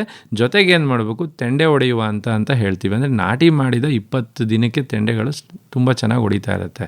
20 ದಿನಕ್ಕೆ ಕರೆಕ್ಟಾಗಿ ಏನು ಮಾಡಬೇಕು, 1 ಎಕರೆಗೆ 4 kg 19-19-19ನ ನೀರಿನಲ್ಲಿ ಕರಗುವಂಥದ್ದು. ಅದನ್ನು ನೀವೇನು ಮಾಡಬೇಕು, 200 ಲೀಟ್ರ್ ನೀರಿನಲ್ಲಿ ಕರಗಿಸಿ ಸಿಂಪರಣೆ ಮಾಡತಕ್ಕದ್ದು ಒಂದು. ಎರಡನೇದು ತೆನೆ, ಹೊಟ್ಟೆ ತುಂಬೋದು ಅಂತ ಕರೀತಾರೆ. ತೆನೆ ಬರುವ ಹಂತ ಇರುತ್ತೆ. ಆ ತೆನೆ ಬರುವ ಹಂತದಲ್ಲಿ ಇನ್ನೊಂದು ಬಾರಿ 4 kgನ 200 ಲೀಟ್ರ್ ನೀರಲ್ಲಿ ಕರಗಿಸಿ ಕೊಟ್ಟದ್ದೇ ಆಯಿತು ಅಂತ ಹೇಳಿದ್ರೆ, ಈಗ ನಮ್ಮ ಫಲಿತಾಂಶ ಏನು ಹೇಳ್ತೈತೆ ಅಂತ ಹೇಳಿದ್ರೆ, ನೀವು ಮಣ್ಣಿಗೆ 100 ಭಾಗ ಹಾಕೋದಕ್ಕಿಂತನೂ ಇದರಲ್ಲಿ ಎಕರೆಗೆ 2 ಕ್ವಿಂಟಾಲು 2.5 ಕ್ವಿಂಟಾಲ್ ತನಕ ಹೆಚ್ಚಿನ ಇಳುವರಿ ಪಡಿಬೋದು ಅನ್ನೋದು ಕಂಡು ಬಂದಿರುತ್ತೆ. ವಾಟರ್ ಸಾಲ್ಯುಬಲ್ 19 ಹೌದು ಸರ್, ವಾಟರ್ ಸಾಲ್ಯುಬಲ್ 19. ಮಾಮೂಲಿ ಗೊಬ್ಬರನೇ ನೀರಲ್ಲಿ ಕರಗಿಸ್ಬಿಟ್ಟು ಕೊಡೋದಲ್ಲ. ಇಲ್ಲ ಅದು ಆಗೋದಿಲ್ಲ ಸರ್. 19 ಅದು ಅದರಲ್ಲಿ ಏನಿರುತ್ತೆ, ಸ್ವಲ್ಪ ಜೇಡಿ ಅಂಶ ಎಲ್ಲ ಇರುತ್ತಲ್ಲ, ಫಿಲ್ಲರ್ ಮೆಟೀರಿಯಲ್ ಅಂತ ಕರಿತೀವಿ, ಆ ಅಂಶ ಕಟ್ಕೊಂಡ್ಬಿಡುತ್ತೆ. ಸೊ ಇದು ಬೆಸ್ಟ್ ಸರ್ ಇದು. ಸೊ ಇದು ನೀರಿನಲ್ಲಿ ಕರಗುವಂತಹ ಗೊಬ್ಬರ ಹೌದು, ಅದನ್ನ 2 ಬಾರಿ ಸಿಂಪರಣೆ ಮಾಡಿ. ನಮ್ಗಲ್ಲಿ ಕಂಡು ಬಂದಿರೋದೇನೆಂದರೆ, ತೆನೆ ಉದ್ದ ಆಗಿದೆ ಸರ್, ತೆನೆ ತೂಕ ಬಂದಿದೆ. ತೆನೆ ಉದ್ದ ತೂಕ ಆಗಿರೋದ್ರಿಂದ 2 ಕ್ವಿಂಟಾಲ್ 3 ಕ್ವಿಂಟಾಲ್ ತನಕ ಹೆಚ್ಚಿನ ಇಳುವರಿ ಪಡ್ಕೊಂಡಿದ್ದೀವಿ. ರೈತರು ಕೂಡ ಫರ್ಟಿಲೈಸರ್ ಸ್ವಲ್ಪ ಕಾಸ್ಟ್ಲಿ ಅಲ್ವೇ ಸರ್? ನಿಮಗೆ ಆ ಕಾಸ್ಟ್ ಹೇಳ್ಬಿಡ್ತೀನಿ ಸರ್, ಅದನ್ನು ವರ್ಕೌಟ್ ಮಾಡಿದ್ದೀವಿ. ಇದನ್ನ ಯಾವ ಶಿಫಾರಸ್ನ ಯಾವ ಬೇಸ್ ಮೇಲೆ ಮಾಡ್ತಾ ಇದೀವಿ ಅಂದರೆ ಎಕನಾಮಿಕ್ಸ್ ಬೇಸ್ ಮೇಲೆ ಮಾಡ್ತಾ ಇದ್ದೀವಿ. ಯಾಕಂದರೆ ನೀವು ಎಲ್ಲಿಗೆ ಹೋದ್ರೂ ಕೊನೆಗೆ ರೈತ ಎಂತಕ್ಕೆ ಹೋಗ್ತಾರೆ ಹೇಳಿ? ನಮ್ಮ ರೈತರುಗಳು ಹೋಗೋದೇ ಯಾವ್ದು ಖರ್ಚು ಕಡಿಮೆ ಇರುತ್ತೆ, ಹೆಚ್ಚು ಆದಾಯ ಇರುತ್ತೆ, ಅದಕ್ಕೆ ಅವರು ನೋಡ್ತಾರೆ. ಯಾಕಂದರೆ ಇವತ್ತಿನ ಪರಿಸ್ಥಿತಿನೂ ಹಾಗೆ ಇದೆ. ಆ ನಿಟ್ಟಿನಲ್ಲಿ ಬಂದಾಗ ನಮಗೆ ಕಂಡು ಬಂದಿರೋದೇನಪ್ಪ ಅಂತ ಹೇಳಿದ್ರೆ ಸರ್, 1 kgಗೆ ನಿಮಗೆ ಆಲ್ಮೋಸ್ಟ್ ಅಲ್ಲಿ ಈಗ ನಮಗೆ ಗೊತ್ತಿರುವ ಹಂಗೆ ಸರ್ 4 kg ಒಟ್ಟು 1 ಎಕರೆಗೆ ಬೇಕಾಗ್ತದೆ. 1 ಆಳು ಬೇಕು ಸರ್ ಸಿಂಪರಣೆ ಮಾಡೋದಕ್ಕೆ. 1 ಆಳಿನ ಇದು 400 ರೂಪಾಯಿ ಅಂತಲೇ ಇಟ್ಕೊಂಡ್ರು ಈ 4 kgಗೆ 1 kgಗೆ ನಿಮಗೆ 100 ರೂಪಾಯಿ 110 ರೂಪಾಯಿ ತನಕ ಬಿದ್ದರೂ ಕೂಡ 4 kgಗೆ ಎಷ್ಟಾಗುತ್ತೆ ನಿಮಗೆ ಒಂದು 600-700 ರೂಪಾಯಿ ತನಕ ಆಗುತ್ತೆ ಸರ್. ಪ್ಲಸ್ ಒಂದು ಇದು ಸೇರಿಸಿದ್ರೆ 1200 ರೂಪಾಯಿ ತನಕ ಬರುತ್ತೆ. ಇವತ್ತು ರಾಗಿ ರೇಟ್ ಎಷ್ಟಿದೆ ಸರ್? 4860 ರೂಪಾಯಿ ಪ್ರತಿ ಕ್ವಿಂಟಾಲ್ಗೆ ಇದೆ ಸರ್. ಸೊ ಆ ಲೆಕ್ಕದಲ್ಲಿ ತೊಗೊಂಡ್ರೆ ನೀವು 2 ಸ್ಪ್ರೇ ಕೊಟ್ಟರು ಸರ್ ಇನ್ನೂ ನಿಮಗೆ 2 ಕ್ವಿಂಟಾಲ್ ದುಡ್ಡು ಉಳ್ಕೊಳ್ಳುತ್ತೆ ಸರ್. ಅದೊಂದು. ಎರಡನೇದೇನು ಅಂತ ಹೇಳಿದ್ರೆ, ಇಲ್ಲಿ ನಾವು 25% ಕಟ್ ಡೌನ್ ಮಾಡಿರ್ತೀವಲ್ಲ ಸರ್, ಗೊಬ್ಬರ ಉಳಿಸಿರ್ತೀವಲ್ಲ ಸರ್, ಆ ಖರ್ಚು ನಿಮ್ಗೆ ಇಲ್ಲಿ ಉಳಿತಾಯ ಆಗುತ್ತೆ ಸರ್. ಓಕೆ, ಇದು ಅಡ್ವಾಂಟೇಜ್ ಇರೋದು ಸರ್. ಆಮೇಲೆ ಏನಾಗ್ತಾಯಿದೆ ಅಂದರೆ, ಕಾಳು ಕಟ್ಟೋ ಟೈಮ್ಗೆ ಗೊಬ್ಬರ ಸಿಗ್ತಾ ಇಲ್ಲ ಸರ್. ಅದಕ್ಕೆ ಆ ಗಿಡಕ್ಕೆ ಬೇಕಾಗಿರುವಂಥದ್ದು ಏನಾಗುತ್ತೆ ಅಂದರೆ, ಯಾವಾಗ್ಲೂ ಅಷ್ಟೇ ಗಿಡ 75 ದಿನ 80 ದಿನ ಅದು ರೀಚ್ ಆಗ್ತಾ ಇದೆ ಅಂತ ಹೇಳಿದಾಗ ಹಿಂಗೆ ಅಂದರೆ, ವಯಸ್ಸಾಗ್ತಿದ್ದಂಗೆ ಬೇರುಗಳು ಪೋಷಕಾಂಶ ಎಳ್ಕೊಳ್ಳುವಂಥ ಸಾಮರ್ಥ್ಯ ಕಳ್ಕೊಂತವೆ. ಆ ಸಂದರ್ಭದಲ್ಲಿ ನಾವು ಎಲೆಗೆ ಸಿಂಪರಣೆ ಕೊಡೋದ್ರಿಂದ, ಎಲೆಯಿಂದ ನೀಟಾಗಿ ಎಳ್ಕೊಳ್ಳೋದ್ರಿಂದ ಸೀದಾ ಅದು ತೆನೆ ಹತ್ರಕ್ಕೆ ಹೋಗೋದ್ರಿಂದ ಏನಾಗುತ್ತೆ, ಅದರದ್ದು ಎಫಿಕೆಸಿ ಅಂದರೆ ದಕ್ಷತೆ ಅಂತ ಕರಿತೀವಿ ಸರ್. ಆ ದಕ್ಷತೆ ತುಂಬ ಚೆನ್ನಾಗಿ ಅದರದ್ದು ಇದನ್ನು ಎಫೆಕ್ಟ್ನ ತೋರಿಸುತ್ತೆ. ಮತ್ತು ಇಳುವರಿ ಕಂಪಲ್ಸರಿ ಚೆನ್ನಾಗಿ ಹೆಚ್ಚಾಗುತ್ತೆ ಸರ್. ಹೇಗೆ ಜಾಸ್ತಿ ಆಗುತ್ತೆ ಅಂದರೆ, ಇಲ್ಕು ಉದ್ದ ಆಗುತ್ತೆ, ಕಾಳು ದಪ್ಪ ಆಗುತ್ತೆ ಸರ್. ಅವೆರಡೇ ಮುಖ್ಯ ಕಾರಣ.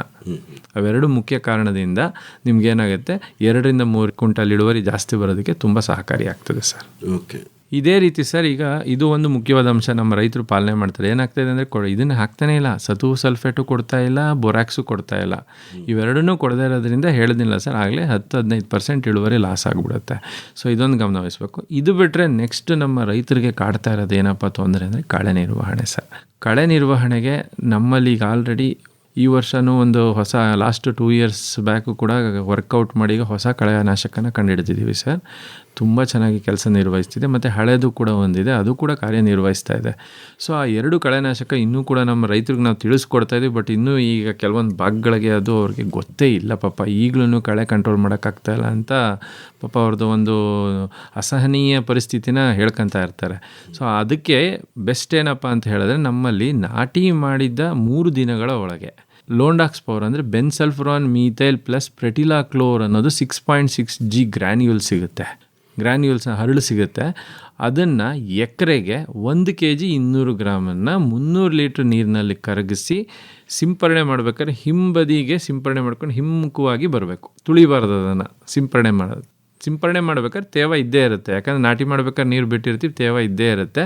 ಸೊ ನಾಟಿ ಇವತ್ತಾಗಿದೆ ಅಂದರೆ ಮಾರನೇ ದಿನಕ್ಕೆ ಮಾಡಿದ್ರೆ ತುಂಬ ಉತ್ತಮ. ನಿಮಗಂತೂ ಒಂದು 30-35 ದಿನದ ತನಕ ಕಳೆ ಬರೋದಿಲ್ಲ. ಸೊ ಅಷ್ಟೊತ್ತಿಗೆ ನಾವೇನು ಮಾಡ್ತೀವಿ, ಕುಂಟೆ ಹೊಡ್ಕೊತೀವಿ. ಕುಂಟೆ ಹೊಡೆಯೋದ್ರಿಂದ ನಿಮಗೆ ಫುಲ್ ಕ್ಲಿಯರ್ ಆಗಿರುತ್ತೆ. ಇಲ್ಲ ಅದು ಸಿಕ್ಕಲಿಲ್ಲ ಅಂದರೆ ಅದಕ್ಕಿಂತಲೂ ಇನ್ನೂ ಎಫಿಷಿಯೆಂಟಾಗಿ ವರ್ಕ್ ಮಾಡ್ತಾ ಇರೋದು. ಮತ್ತು ಈಗ ಏನಂತ ಅಂದರೆ, ನಮ್ಮ ರೈತರುಗಳು ಈಗ ಸಾವಯವ ಕೃಷಿಕರು ಏನು ಮಾಡ್ತಾರೆ, ನೀವು ಕಳೆ ಔಷಧಿ ಬಳಸೋದ್ರಿಂದ ನಮಗೆ ಸೂಕ್ಷ್ಮಜೀವಿಗಳು ಸಾಯ್ತಾ ಇದ್ದಾವೆ, ಹಂಗೆ ಹಿಂಗೆ ಅಂತ ಹೇಳ್ತಾ ಇದ್ದಾರೆ. ಸೊ ಅದನ್ನು ಕೂಡ ನಮ್ಮ MSc PhD ಸ್ಟೂಡೆಂಟ್ಸ್ ಕೂಡ ಚೆಕ್ ಮಾಡಿಸಿದ್ದೀವಿ. 2 ವರ್ಷ ಸತತವಾಗಿ ಚೆಕ್ ಮಾಡಿಸಿದ್ದೀವಿ. ಸೊ ಅದರಲ್ಲಿ ಕಂಡುಬಂಥ ಫಲಿತಾಂಶನ ನೇರವಾಗಿ ಹೇಳ್ತಾ ಇದ್ದೀನಿ. ಏನು ಕಂಡು ಬಂದಿದೆ ಫಲಿತಾಂಶ ಅಂತ ಹೇಳಿದ್ರೆ, ಇನಿಷಿಯಲ್ ಅಂದರೆ ನಿಮ್ಮ ಪ್ರಾರಂಭಿಕವಾಗಿ ಸ್ವಲ್ಪ ಕಡಿಮೆ ಆಗುತ್ತೆ. ಹೋಗ್ತಾ ಬೆಳೆ ಬೆಳೆದಂಗೆ ಅದು ಸರಿ ಹೋಗಿರೋದು ಮತ್ತು ಅದ್ರ ಪ್ರಭಾವ ಮಣ್ಣಿನ ಮೇಲೆ ಕಡಿಮೆ ಪ್ರಮಾಣದಲ್ಲಿ ಬೀರಿರುತ್ತೆ ಸರ್. ಸೊ ಉತ್ತಮವಾದಂಥ ಫಲಿತಾಂಶ ಏನಂದರೆ, ನಿಮಗೆ ಒಂದು 30-40 ದಿನ ಆಗ್ತಿದ್ದಂಗೆ ಆ ಸೂಕ್ಷ್ಮ ಜೀವಿಗಳೆಲ್ಲ ವಾಪಸ್ ಬಂದಿರುತ್ತೆ ಸರ್. ಸೊ ಅದರಿಂದ ಈರೋಸ್ ಗೋಲ್ಡ್ ಅಂತ ಬರುತ್ತೆ. ಪ್ರೆಟಿಲಾಕ್ಲೋರ್ ಪ್ಲಸ್ ಪೈರಜೋಸಲ್ಫರಾನ್ ಈಥೈಲ್ ಕಾಂಬಿನೇಷನ್ ಬರುತ್ತೆ. ಅದನ್ನೇ ಎಕರೆಗೆ 400 ಗ್ರಾಮು 300 ಲೀಟ್ರ್ ನೀರಿನಲ್ಲಿ ಕರಗಿಸಿ ನಾಟಿ ಮಾಡಿದ 3 ದಿನದೊಳಗೆ ಸಿಂಪರಣೆ ಮಾಡೋದ್ರಿಂದ ಇದರಲ್ಲೂ ಅಷ್ಟೇ ಒಂದು 40 ದಿನದ ತನಕ ಕಳೆ ಬರೋಲ್ಲ. ಸೊ ನಮ್ಗೆ ಅದೇ ಮೇಯ್ನ್ ಬೇಕಾಗಿರೋದು. ಸೊ ನೀವು ಕೈಲಿ ಕಳೆ ಕೀಳಿಸ್ತೀನಿ ಅಂದರೆ ಎಕರೆಗೆ ಮಿನಿಮಮ್ ಅಂದ್ರೂ 2 ಬಾರಿ ಕೀಳಿಸ್ತೀನಿ ಅಂದರೆ ಒಂದು 25-30 ಆಳು ತನಕ ಆಗುತ್ತೆ. 30 ಆಳಿಗೆ ಅಟ್ಲೀಸ್ಟ್ ನೀವು 300 ರೂಪಾಯಿ ಅಂತ ಇಟ್ಕೊಂಡ್ರೂ 9,000 ರೂಪಾಯಿ ಆಗುತ್ತೆ ಸರ್. ಸೊ ಅದೇ ನೀವು ಕಳೆ ಔಷಧ ಬರೆಸಿ ಮತ್ತು ಒಂದು ಕುಂಟೆ ಓಡಿಸ್ತೀನಿ ಅಂದರೆ ನಿಮ್ಗೆ ಇನ್ನೂ 4-5 ಸಾವಿರ ಮಿಗುತ್ತೆ. ಜೊತೆಗೆ ಕುಂಟೆ ಓಡಿಸೋದ್ರಿಂದ ಏನಾಗುತ್ತೆ, ಬೇರಿಗೆ ಗಾಳಿ ಆಡುತ್ತೆ. ಗಾಳಿ ಆಡಿ ಜೊತೆಗೆ ಮಣ್ಣನ್ನು ಒತ್ತರಿಸೋದ್ರಿಂದ ಮಲಗೋದಕ್ಕೆ ಅವಕಾಶ ಇರೋದಿಲ್ಲ. ಸೊ ತೆಂಡೆ ಜಾಸ್ತಿ ಹೊಡೆಯುತ್ತೆ. ಈಗ ನಮ್ಮ ರೈತರ ಜಮೀನಲ್ಲಿ ಹೋಗಿ ನೋಡಿ, ನೀವು ಒಂದು ಬಿಟ್ಟರೆ ಮ್ಯಾಕ್ಸಿಮಮ್ 2 ತೆಂಡೆ ಇರುತ್ತೆ. ಅದೇ ನೀವು ಮಣ್ಣನ್ನ ಎಲ್ಲಿ ಸಡಿಲಗೊಳಿಸಿ ಗಾಳಿ ಆಡೋದಕ್ಕೆ ಅವಕಾಶ ಮಾಡಿಕೊಟ್ಟಿರ್ತೀರ, ಅಲ್ಲಿ 4-5 ತೆಂಡೆಗಳ ತನಕ ಬಂದಿರ್ತದೆ. ಸೊ 4-5 ತೆಂಡೆ ಬಂತು ಅಂದರೆ ನಿಮ್ಗೆ ಇಳುವರಿ ಜಾಸ್ತಿ ಆಗೇ ಆಗುತ್ತೆ. ಸೊ ಈ ಎಲ್ಲ ಅಂಶನ ನಮ್ಮ ರೈತ ಬಾಂಧವರು ನೆನ್ಪಿಟ್ಕೋಬೇಕು. ಕೆಲವೊಂದು ಸಲ ಏನಾಗುತ್ತೆ, ಸೊಪ್ಪು ಕಳೆ ಜಾಸ್ತಿ ಇದೆ ಸರ್, ನಮಗೆ ಹುಲ್ಲು ಕಳೆ ಬರೋದಿಲ್ಲ ನಾಟಿ ಆದಮೇಲೆ ಅಂತ ಕೇಳ್ತಾರೆ. ಅಂಥ ರೈತರುಗಳು ಏನು ಮಾಡಬೇಕು, ಸೊಪ್ಪು ಕಳೆ ಜಾಸ್ತಿ ಇದೆ ಅಂದರೆ ನಮ್ಮಲ್ಲಿ 2,4-D ಅಂತ ಸಿಗುತ್ತೆ. ಅದೊಂದು ಗಮನ ವಹಿಸ್ಬೇಕು. ಯಾಕಂದರೆ ಈ ಸಲ ನನಗೆ ಲಾಸ್ಟ್ ಬೇಸಿಗೆಯಿಂದ ಒಂದು 3-4 ಕರೆ ಬಂದಿತ್ತು. ನಾವು ಅರ್ಧ kg ಹೇಳಿದ್ರೆ ಅವ್ರು 1 kg ಹೊಡೆದಿದ್ದಾರೆ. ಅಂದರೆ ಯಾರೋ ಅಂಗಡಿಯವರು, ಔಷಧಿ ಅಂಗಡಿಯವ್ರು ಹೇಳಿದ್ರು ಸರ್ ಅಂದ್ಬಿಟ್ಟು 1 kg ತನಕ ಹೊಡೆದು ತೆನೆ ಎಲ್ಲ ಸೊಟ್ಟಂಬಟ್ಟಾಗಿ ಒಂದು ಕಾಳು ಕಟ್ಟಿಲ್ಲ, ಸತ್ತೋಗಿದ್ದಾವೆ ಎಷ್ಟೊಂದು. ಸೊ ಅದರಿಂದ ಪ್ರಮಾಣ ನಾವು ಎಷ್ಟು ಹೇಳಿರ್ತೀವಿ ಅಷ್ಟೇ ಪ್ರಮಾಣ ಬಳಸೋದು ತುಂಬ ಒಳ್ಳೆಯದು. ಮತ್ತು ಅದು ನಾವೇನು ಹೇಳ್ತೀವಿ ರೆಸಿಸ್ಟೆನ್ಸ್ ಅಂತ ಕರಿತೀವಿ, ಅದು ಡೆವಲಪ್ ಆಗೋದಿಲ್ಲ. ಸೊ 2,4-Dನ ನೀವೇನು ಮಾಡಬೇಕಾಗತ್ತೆ, ಎಕರೆಗೆ 500 ಗ್ರಾಮು 200 ಲೀಟ್ರ್ ನೀರಿನಲ್ಲಿ ಕರಗಿಸಿ 21 ದಿನದಲ್ಲಿ 15-20 ದಿನದಲ್ಲಿ ನೀವು ಅದನ್ನು ಸಿಂಪರಣೆ ಮಾಡಿದ್ದೇ ಆಯಿತು ಅಂದರೆ ಸೊಪ್ಪಿನ ಕಳೆ ಏನಿರ್ತದೆ, ಸೊಪ್ಪಿನ ಕಳೆಗಳೆಲ್ಲ ಸತ್ತೋಗ್ತವೆ. ಸೊ ಈ ತಂತ್ರಜ್ಞಾನಗಳನ್ನ ನೀವು ಅಳವಡಿಸ್ಕೊಂಡಿದ್ದೇ ಆಯಿತು ಅಂತ ಹೇಳಿದ್ರೆ ನಿಮಗೆ ಯಾವುದೇ ರೀತಿಯಾದಂತಹ ತೊಂದರೆಗಳು ಬರೋದಿಲ್ಲ ಮತ್ತು ಇಳುವರಿನ ಹೆಚ್ಚಿಸ್ಕೋಬೋದು. ಇದ್ರ ಜೊತೆಗೆ ಇನ್ನೊಂದೇ ಒಂದು ಅಂಶ ಏನೋ ನೀರಾವರಿ ತುಂಬ ಅತ್ಯವಶ್ಯಕ. ಯಾಕಂತೇಳಿದ್ರೆ ಬೇಸಿಗೆ ಅಂತ ಬಂದಾಗ ನಾವು ಜನರಲಾಗಿ ಹೇಳ್ತೀವಿ, ಈಗ ಏನಂದರೆ ನಮ್ಮ ಹುಣಸೂರು ಭಾಗ ಈ ಕಡೆ ಎಲ್ಲ ಬಂತು ಅಂದರೆ ಸ್ಪ್ರಿಂಕ್ಲರ್ ಹೊಡ್ಕೊತಾರೆ. ಸೊ ಸ್ಪ್ರಿಂಕ್ಲರ್ ಹೊಡ್ಕೊಳ್ಳೋದು ಕಾಮನ್ನು, ಅವ್ರಿಗೆ ಹೆಂಗೋ ನೀರು ಮೇಂಟೈನ್ ಆಗುತ್ತೆ. ಇನ್ನು ನಮ್ಮ ಮಂಡ್ಯ ಇದಕ್ಕೆ ಬಂತು ಅಂದರೆ ನಮ್ಮವರಂತೂ ಸ್ಪ್ರಿಂಕ್ಲರ್ ಹೊಡೆಯಲ್ಲ. ನಮ್ಮ ಮಂಡ್ಯ ರೈತರುಗಳು ಅವ್ರು ಏನಿದ್ರು ನೀರು ಹಾಯಿಸ್ಲೇಬೇಕು, ಅಚ್ಚುಕಟ್ಟಾಗಿ ನೀರು ಸಿಗುತ್ತೆ ಅಂತ. ಸೊ ಇದರಲ್ಲೂ ಒಂದು ನೆನ್ಪಿಡ್ಕೋಬೇಕು, ಹೆಚ್ಚಾಗಿ ನೀರು ಕೊಟ್ಟಷ್ಟು ಡೇಂಜರ್. ಏನು ಮಾಡಬೇಕು, ರಾಗಿ ಅಂತ ಬಂದಾಗ ಅದನ್ನು ಸ್ವಲ್ಪ ಮಟ್ಟಿಗೆ ಸೊರಗಿಸಿ ಕೊಟ್ಟಷ್ಟು ನಿಮಗೆ ರಾಗಿ ಅರಳುತ್ತೆ, ತೆಂಡೆ ಜಾಸ್ತಿ ಹೊಡೆಯುತ್ತೆ. ಸೊ ಆ ನಿಟ್ಟಿನಲ್ಲಿ ಬೇಸಿಗೆ ಸಮಯಕ್ಕೆ 8-10 ದಿನಕ್ಕೆ 1 ಬಾರಿ ನೀರು ಕೊಡೋದು ತುಂಬ ಉತ್ತಮ. ಮಳೆ ಬಂತು ಅಂದರೆ ನೋಡ್ಕೊಂಡು ಕೊಡಿ, ವಾತಾವರಣದ ಇದನ್ನು ನೋಡಿಕೊಂಡು. ಅದೇ ಕಪ್ಪು ಮಣ್ಣು ಜೇಡಿ ಅಂಶ ಎಲ್ಲಿ ಜಾಸ್ತಿ ಇದೆ, ನೀರು ನಿಂತ್ಕೊಳ್ಳುತ್ತೆ ಅಂದರೆ ಅಲ್ಲಿ 15-20 ದಿನಕ್ಕೆ ಒಂದು ಸಲ ನೀರು ಕೊಟ್ಟರು ಸಾಕಾಗುತ್ತೆ. ಸೊ ಈ 2 ಅಂಶನ ನೀವು ಅದು ಹೇಳಿದ್ನಲ್ಲ, ವಾತಾವರಣಕ್ಕೆ ತಕ್ಕಂತೆ ಮಳೆ ಬಂದರೆ ಕೊಡುವಂಥ ಅವಶ್ಯಕತೆ ಬರೋದಿಲ್ಲ. ಬೇಸಿಗೆನಲ್ಲಿ ಯಾವುದು ಮಳೆ ಬರೋದಿಲ್ಲ. ಏನಂದರೆ ಸೈಕ್ಲೋನ್, ಅಕಾಲಿಕ ಮಳೆಗಳು ಬಂದರೆ ಅಷ್ಟೇ ನಿಮಗೆ ಅವಕಾಶ.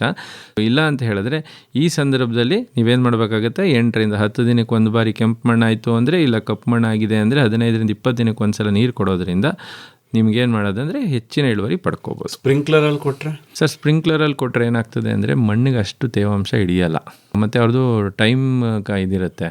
ಸೊ ಅಂಥವ್ರಿಗೆ ನಾನು ಹೇಳೋದೇನು ಅಂತ ಹೇಳಿದ್ರೆ ಒಂದು 5-6 ದಿನಕ್ಕೆ ಒಂದು ಸಲ ಕೊಡಬೇಕಾಗ್ತದೆ. ಸ್ಪ್ರಿಂಕ್ಲರ್ ಬಳಸೋರು 5ರಿಂದ 6 ದಿನಕ್ಕೆ ಕೊಡಬೇಕು. ಈಗ ನಾವು ಕರೆಕ್ಟಾಗಿ ಫಾಲೋ ಮಾಡ್ತಾ ಇದ್ದಾರೆ ನಮ್ಮ ಹುಣಸೂರು HD ಕೋಟೆ ಭಾಗದ ರೈತರುಗಳೇನಿದ್ದಾರೆ. ಸೊ ಅವ್ರಿಗೆ ಹೊಗೆ ಸೊಪ್ಪಾಗುತ್ತೆ ನೋಡಿ, ಹೊಗೆ ಸೊಪ್ಪು ಆದಮೇಲೆ ಅಲ್ಲಿ ಅವ್ರು ಬೆಳೆಯೋದೇ ರಾಗಿ. ಸೊ ಆ ರಾಗಿನಲ್ಲಿ ಅಂದರೆ ಮುಂಗಾರಿನಲ್ಲಿ ಆವಾಗ ನೀರಾವರಿ ರಾಗಿನೇ, ನಾಟಿ ರಾಗಿನೇ ಅಲ್ಲಿ ಮಾಡುವಂಥದ್ದು. ಸೊ ಅವರು ಕರೆಕ್ಟಾಗಿ ಮಾಡ್ತಾ ಇದ್ದಾರೆ. ಬಟ್ ಏನಪ್ಪ ಅಂದರೆ ಅವರಲ್ಲಿ ಪ್ರಾಬ್ಲಮ್ ಏನಂತೆ ಆಗ್ತಾ ಇರೋದು ಅಂತ ಹೇಳಿದ್ರೆ ಪೋಷಕಾಂಶಗಳ ನಿರ್ವಹಣೆ, ಕಳೆ ನಿರ್ವಹಣೆ ಸರಿಯಾಗಿ ಆಗ್ತಾಯಿಲ್ಲ. ನೀರಾವರಿ ಕರೆಕ್ಟಾಗಿ ಮೇಂಟೈನ್ ಮಾಡ್ತಾ ಇದ್ದಾರೆ, ಆದರೂ ಕೂಡ 10ರಿಂದ 11-12 ಕ್ವಿಂಟಲ್ ತನಕ ಇಳುವರಿ ತೆಗಿತಾ ಇದ್ದಾರೆ. ಸೊ ಈಗ ಹೇಳಿರುವಂಥ ಇದನ್ನು ಅಳವಡಿಸ್ಕೊಂಡ್ಬಿಟ್ರೆ 16 ಕ್ವಿಂಟಲ್ ಕಂಪಲ್ಸರಿ ಬಂದೇ ಬರ್ತದೆ.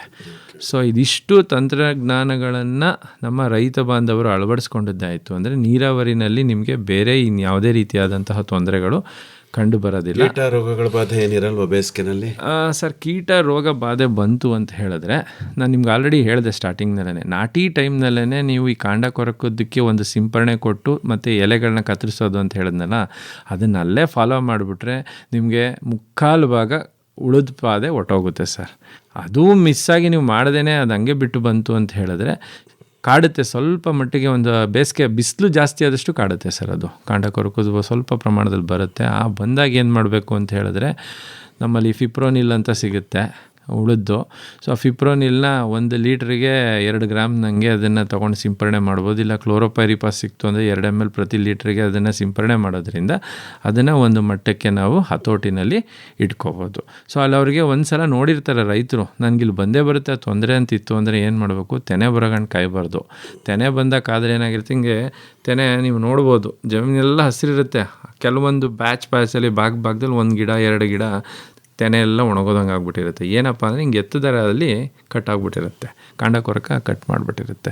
ಇದು ಒಂದು ಅಂಶ. ಎರಡನೇದೇನೆಂದರೆ ಸರ್, ನಾವು ಹೇಳದಂಥ ತಳಿಗಾದರೆ ಏನೂ ರೋಗ ಬಾಧೆ ಬರೋದಿಲ್ಲ. ಅದೇ ಏನಾಗುತ್ತೆ, ಕೆಲವೊಬ್ರು ಏನು ಮಾಡ್ತಾರೆ 301 ಬೆಳ್ಕೊತಾರೆ, 301 ಮತ್ತು ನಮ್ಮಲ್ಲಿ ಯಾವ ಸ್ಥಳೀಯ ತಳಿಗಳಿದ್ದಾವೆ ಅಂತ ಬೆಳ್ಕೊತಾರೆ. ಅವು ಬೆಳ್ಕೊಂಡಾಗ ಏನಾಗುತ್ತೆ, ಸ್ವಲ್ಪ ಮಟ್ಟಿಗೆ ಕುತ್ತಿಗೆ ಬೆಂಕಿ ರೋಗ ಬರುವಂಥ ಸಾಧ್ಯತೆ ಇರ್ತದೆ. ಬರಲ್ಲ ಜಾಸ್ತಿ, ಬರುವಂತಹ ಸಾಧ್ಯತೆ ಇರುತ್ತೆ. ಅಂಥ ತಳಿಗಳನ್ನ ಬಳಸ್ಕೊಂಡಾಗ ನೀವೇನು ಮಾಡಬೇಕು ಅಂತ ಹೇಳಿದ್ರೆ ಹೊಟ್ಟೆ ತುಂಬುವಂಥ ಹಂತದಲ್ಲೇ ಅಂದರೆ ತೆನೆ ತುಂಬುವಂಥ ಹಂತದಲ್ಲೇ ಒಂದೇ ಒಂದು ಸಾಫ್ ಅಂತ ಬರುತ್ತೆ, ಅಂದರೆ ಕಾರ್ಬನ್-ಡೈಜಿಮ್ ಪ್ಲಸ್ ಮ್ಯಾಂಕೋಸೆಬ್ ಕಾಂಬಿನೇಷನ್ ಬರುತ್ತೆ. ಅದನ್ನ 2 ಗ್ರಾಮ್ 1 ಲೀಟ್ರ್ ನೀರಿಗೆ ಅದನ್ನು ಅಥವಾ ನೇಟಿವ್ ಒಂದು ಬರುತ್ತೆ, ಕಾಸ್ಟ್ಲಿ ಸ್ವಲ್ಪ ಅದು. ಸೊ ಇದನ್ನೇ ಸಾಫ್ನೇ ಬಳಸೋದು, 2 ಗ್ರಾಮ್ 1 ಲೀಟ್ರ್ ನೀರಿಗೆ ಹಾಕ್ಕೊಂಡು ಬಳಸೋದ್ರಿಂದ ಈ ರೋಗನೂ ಕೂಡ ಹತೋಟಿಗೆ ಬಂದುಬಿಡುತ್ತೆ ಸರ್. ಇದಿಷ್ಟು ಪಾಲನೆ ಮಾಡೋದು ಸಾಕು, ಬೇರೆ ಇನ್ಯಾವುದೇ ರೀತಿಯಾದಂಥ ರೋಗಗಳು ನಮ್ಮ ರಾಗಿಗೆ ಬರೋದಿಲ್ಲ ಸರ್. ಆಮೇಲೆ ಒತ್ತಾಗಿ ಉಯ್ಬಾರ್ದು ಸರ್. ಒಟ್ಲು ನಾನು ಆಲ್ರೆಡಿ ಹೇಳಿದ್ರೆ 1.5 ಕುಂಟೆಗೆ ಏನು ಹೇಳಿದೆ ಅದನ್ನು 1.5 ಕುಂಟೆನಲ್ಲಿ ತೆಳುಗೂದ್ರೆ ಯಾವುದೇ ರೋಗ ಬರಲ್ಲ. ಈಗ ಕೆಲವೊಬ್ರು ಫೋನ್ ಮಾಡ್ತಾರೆ ರೈತರುಗಳು, ಸರ್ ಒಟ್ಲು ಪಾತಿನಲ್ಲೇ ನನಗೆ ಸಾಕಷ್ಟು ಪ್ರಮಾಣದಲ್ಲಿ ಎಲೆ ಬೆಂಕಿ ರೋಗ ಬಂದುಬಿಟ್ಟೈತೆ ಸರ್ ಅಂತ. ಯಾಕಂಗಾಗುತ್ತೆ ಅಂದರೆ ಹೆಚ್ಚಾದಷ್ಟು ರಾಗಿ ಒಂದೇ ಕಡೆಗೆ RH ಅಂತ ಕರಿತೀವಿ, ಆರ್ದ್ರತೆ ಜಾಸ್ತಿ ಆಯಿತು ಅಂತ ಹೇಳಿದಾಗ ಏನಾಗುತ್ತೆ, ರೋಗ ಬರೋಕ್ಕೆ ಅವಕಾಶ ಜಾಸ್ತಿ ಇರುತ್ತೆ ಸರ್. ಅದರಿಂದ ತೆಳುಗುಯ್ಬೇಕು. ಸೊ ಇದಿಷ್ಟನ್ನು ಅನುಸರಿಸಿದ್ದಾಯಿತು ಅಂತ ಹೇಳಿದ್ರೆ ಯಾವುದೇ ರೀತಿಯಾದಂತಹ ತೊಂದರೆಗಳು ಕಂಡು ಬರೋದಿಲ್ಲ. ಬಹಳಷ್ಟು ಜನ ರೈತರ ಜಮೀನಿಗೆ ಹೋಗಿರ್ತಿರಲ್ಲ ನೀವು? ಹೌದು ಸರ್. ಇನ್ನೂ ಏನೇನು ಅಂಶಗಳನ್ನು ಗಮನಿಸಿದ್ದೀರಿ? ನಾವು ಇನ್ನೂ ಮುಖ್ಯವಾದಂತಹ ಅಂಶಗಳನ್ನ ಗಮನಿಸಿರೋದಾದರೆ ಸರ್, ಏನಪ್ಪ ಅಂದರೆ ಕೊಟ್ಟಿಗೆ ಗೊಬ್ಬರ ಬಳಸಲ್ಲ. ಫಸ್ಟ್ ಪಾಯಿಂಟ್ ನಾನು ಹೇಳೋದೇನೆಂದರೆ ಕೊಟ್ಟಿಗೆ ಗೊಬ್ಬರ ಬಳಸಲ್ಲ. ಆಮೇಲೆ ಏನು ಮಾಡ್ತೇವೆ, ಮತ್ತು ಈ ಅಲ್ಪಾವಧಿ ತಳಿಗಳು ದೀರ್ಘಾವಧಿ ತಳಿಗಳು ಅಂತ ಹೇಳಿದ್ವಲ್ಲ, ಇಂಡ್ ಆಫ್ 7ಗೆ ಹೋಗ್ತಾರೆ ಸಾಕಷ್ಟು ಜನ. ಸೊ ಅವಕಾಶ ಟೈಮ್ ಸಿಕ್ಕಲ್ಲ ಸರ್. ಈಗ ಇದನ್ನು ನಿಮ್ಗೆ ಹೇಳ್ತಾ ಇರೋದು ಎಲ್ಲಿದು ಅಂದರೆ ಈ ಪ್ರಾಬ್ಲಮ್ಮು ಮಂಡ್ಯದ ಸ್ವಲ್ಪ ಭಾಗದಲ್ಲಿ ಮಾಡ್ತಾರೆ, ಮತ್ತು ಹಾಸನ ಕೆಲವೊಂದು ಭಾಗದಲ್ಲಿ, ಚಾಮರಾಜನಗರದಲ್ಲಿ ಕಂಪಲ್ಸರಿ ಇಂಡ್ ಆಫ್ 7 ಆಗ್ತಾರೆ. ಅಲ್ಲಿ ಕೆಲವೊಂದು ಭಾಗ ಯಾವುದು ಈ ವೈಕೆಮೂಳೆ ಯಳಂದೂರು ಗ್ರಾಮಗಳು ಬರ್ತವೆ, ಅಲ್ಲಿ ಭತ್ತ ಬೆಳೆಯುವಂಥ ಜಾಗ, ಅದಾದಮೇಲೆ ಒಂದು ರಾಗಿ ಹಾಕ್ಕೊತಾರೆ. ಸೊ ಅಲ್ಲೆಲ್ಲ ಏನು ಮಾಡ್ತಾರೆ, ಈ ದೀರ್ಘಾವಧಿಗೆ ಹೊಟ್ಟೋಗ್ತಾರೆ. ಅದು ಹೆಂಗೆ ಕೋಯಿನ್ಸೈಡ್ ಆಗುತ್ತೆ, 125 ದಿನ ತೊಗೊಳುತ್ತೆ ಸರ್. ಕೋಯಿನ್ಸೈಡ್ ಆಗುತ್ತೆ, ಮಳೆ ಕೋಯಿನ್ಸೈಡ್ ಆಗುತ್ತೆ. ಈ ಕಡೆ ತೆನೆ ಕಟಾವು ಮಾಡೋಕ್ಕೂ ಆಗೋದಿಲ್ಲ. ನೆಕ್ಸ್ಟು ಜುಲೈಗೆ ನೀರು ಬಂದುಬಿಡುತ್ತೆ. ಅವ್ರಿಗೆ ಹೆಸರು ಸೊಪ್ಪು ಹಾಕೊಳ್ಳೋಕ್ಕೂ ಟೈಮ್ ಸಿಕ್ಕಲ್ಲ. ಸೊ ಅವಾಗ ಏನಾಗುತ್ತೆ, ಭತ್ತದ ಇಳುವರಿ ಮೇಲೆ ತುಂಬ ದುಷ್ಪರಿಣಾಮ ಬೀರ್ತೈತೆ. ಮತ್ತು ಲಘು ಪೋಷಕಾಂಶಗಳನ್ನ ಒಬ್ಬರು ರೈತರು ಕೂಡ ಬಳಸ್ತಾ ಇಲ್ಲ. ಲಘು ಪೋಷಕಾಂಶಗಳು ಇವತ್ತಿನ ಪರಿಸ್ಥಿತಿನಲ್ಲಿ ಕಂಪಲ್ಸರಿ ಬಳಸಬೇಕಾಗಿದೆ. ಮತ್ತು ಇನ್ನೂ ಒಂದು ಮುಖ್ಯವಾದ ಅಂಶ ಏನಪ್ಪ ಅಂತ ಹೇಳಿದ್ರೆ, ಇಳಿಜಾರಿಗೆ ಅಡ್ಡಲಾಗಿ ನಾಟಿ ಮಾಡೋದು ಇಲ್ಲ, ಉಳುಮೆಗಳನ್ನೂ ಸರಿಯಾಗಿ ಮಾಡ್ತಾ ಇಲ್ಲ ಸರ್. ಅಡ್ಡಲಾಗಿ ಮಾಡಿ ಅಂತೀವಿ, ಕೊಚ್ಚಿಬಿಡುತ್ತೆ ಮಣ್ಣು, ಪೋಷಕಾಂಶ ಕೊಚ್ಚಿಬಿಡುತ್ತೆ ಅಂತ. ಆಮೇಲೆ ನೀರನ್ನು ಅಷ್ಟೇ ಯಥಾರ್ಥ ಕೊಟ್ಬಿಡೋದು.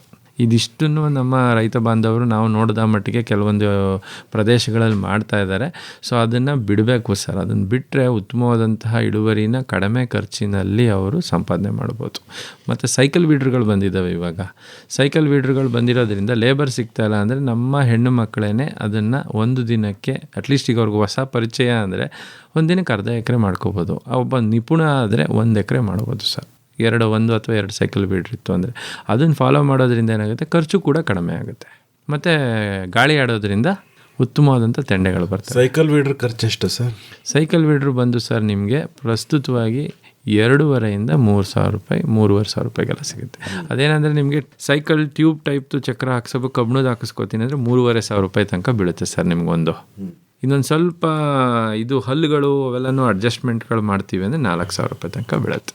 ಒಂದು ಸಲ investment you can use it up to 3-4 years 5 years ತನಕ ಅಲ್ವಾ? ಆರಾಮಾಗಿ ಯೂಸ್ ಮಾಡ್ಬೋದು ಸರ್.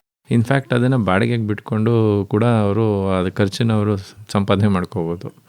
ಏನು ಸಾಲು ನಾಟಿ ಸಾಲು ಬಿತ್ತನೆ ಮಾಡೋದ್ರ ಕಡೆ ಗಮನ ಕೊಡಬೇಕು ಸರ್. ನಾಟಿನೇ ಮಾಡೋದ್ರಿಂದ ಸಸಿಗಳ ಸಂಖ್ಯೆ ಹೆಚ್ಚಾಗೋ ಸಮಸ್ಯೆ ಇರಲ್ಲ, ತೊಂದರೆ. ಒಂದೊಂದೇ ಸಸಿನ ನಾಟಿ ಎರಡು ಪೈರು ಹೇಳ್ತೀವಿ ಸರ್. ಯಾವಾಗ 2 ಪೈರನ್ನ ಒಂದು ಗುಣಿಗೆ 2 ಪೈರನ್ನ ನಾಟಿ ಮಾಡೋದ್ರಿಂದ ತುಂಬ ಚೆನ್ನಾಗಿರುತ್ತೆ ಅಂತ ಹೇಳ್ತೀವಿ. ಈಗ ನೀವು ಅದೊಂದು ತಪ್ಪು ಮಾಡ್ತಾರೆ ನಮ್ಮ ರೈತರು. ಏನು ತಪ್ಪು ಮಾಡ್ತಾರೆ ಅಂದರೆ 4 ಪೈರು 5 ಪೈರು ತುಂಬಿಡ್ತಾರೆ, ತೆಂಡೆ ಹೊಡೆಯಲ್ಲ ಸರ್. ಆಮೇಲೆ ಇನ್ನೊಂದು ಅಂಶ, ಎಂಡ್ ಆಫ್ 7ರಲ್ಲಿ ಇನ್ನೊಂದು ಏನಾಗುತ್ತೆ ಅಂದರೆ ನಾವು 125 ದಿನಕ್ಕೆ ಬೆಳೆ ಮುಗಿಯುತ್ತೆ ಅಂತ ಹೇಳ್ತೀವಿ.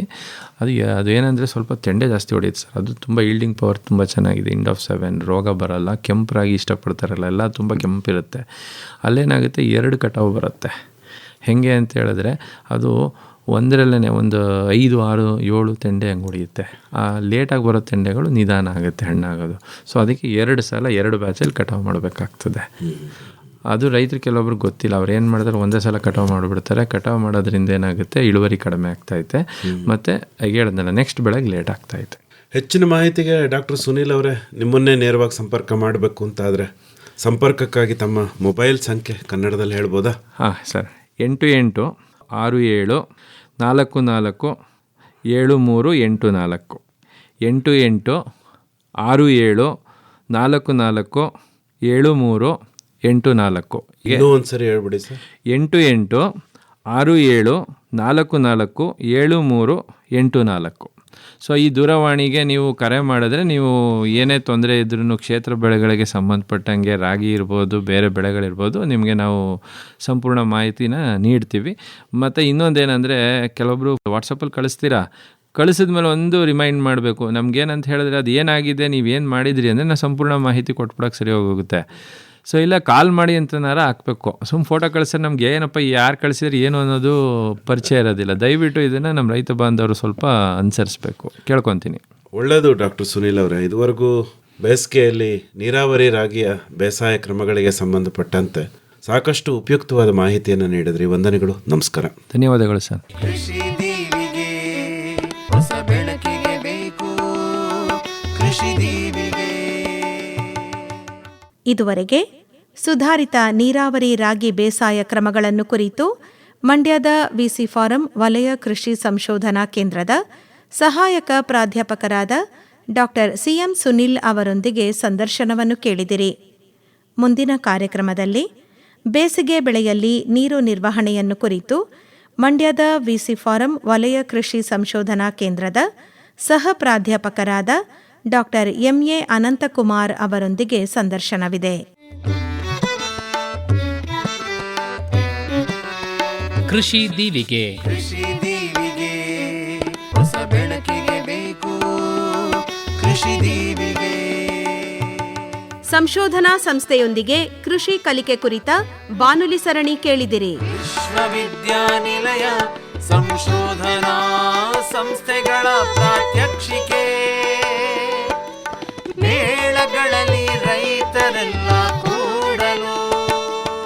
ಸಹಯೋಗ ವಲಯ ಕೃಷಿ ಸಂಶೋಧನಾ ಕೇಂದ್ರ ವಿಸಿ ಫಾರಂ ಮಂಡ್ಯ ಹಾಗೂ ಸಾವಯವ ಕೃಷಿ ಸಂಶೋಧನಾ ಕೇಂದ್ರ ನಾಗನಹಳ್ಳಿ. ಯಂತ್ರತಂತ್ರಗಳ ಕೌಶಲ್ಯವು ಬೆಳೆವುದು, ಕೃಷಿಕರೆಲ್ಲ ಬನ್ನಿ ಕೃಷಿ ದೀವಿಗೆ ಹಿಡಿದು ಹೊಸ ಬೆಳಕನ್ನು ತನ್ನಿ ಕೃಷಿ ಸಾಧಕರಾಗಲು.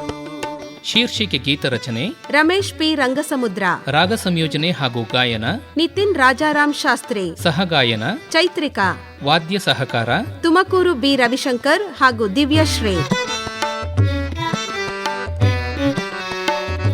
ನಿರ್ಮಾಣ ನೆರವು ಆರ್ ಲೋಕೇಶ್ವರಿ. ಕೃಷಿಗೆಲ್ಲಿದೆ ಅಂತ್ಯ, ಆರಂಭವೇ ನಿತ್ಯ. ಹೊಸ ಪೀಳಿಗೆ ಯುವ ಶಕ್ತಿಗೆ ಮುನ್ನಡೆಯಲು ಬೇಕು. ಪರಿಕಲ್ಪನೆ ಹಾಗೂ ನಿರ್ಮಾಣ ಎನ್ ಕೇಶವಮೂರ್ತಿ. ಕೃಷಿ ದೀವಿಗೆ ಹೊಸ ಬೆಳಕಿಗೆ ಬೇಕು. ಕೃಷಿ ದೀವಿ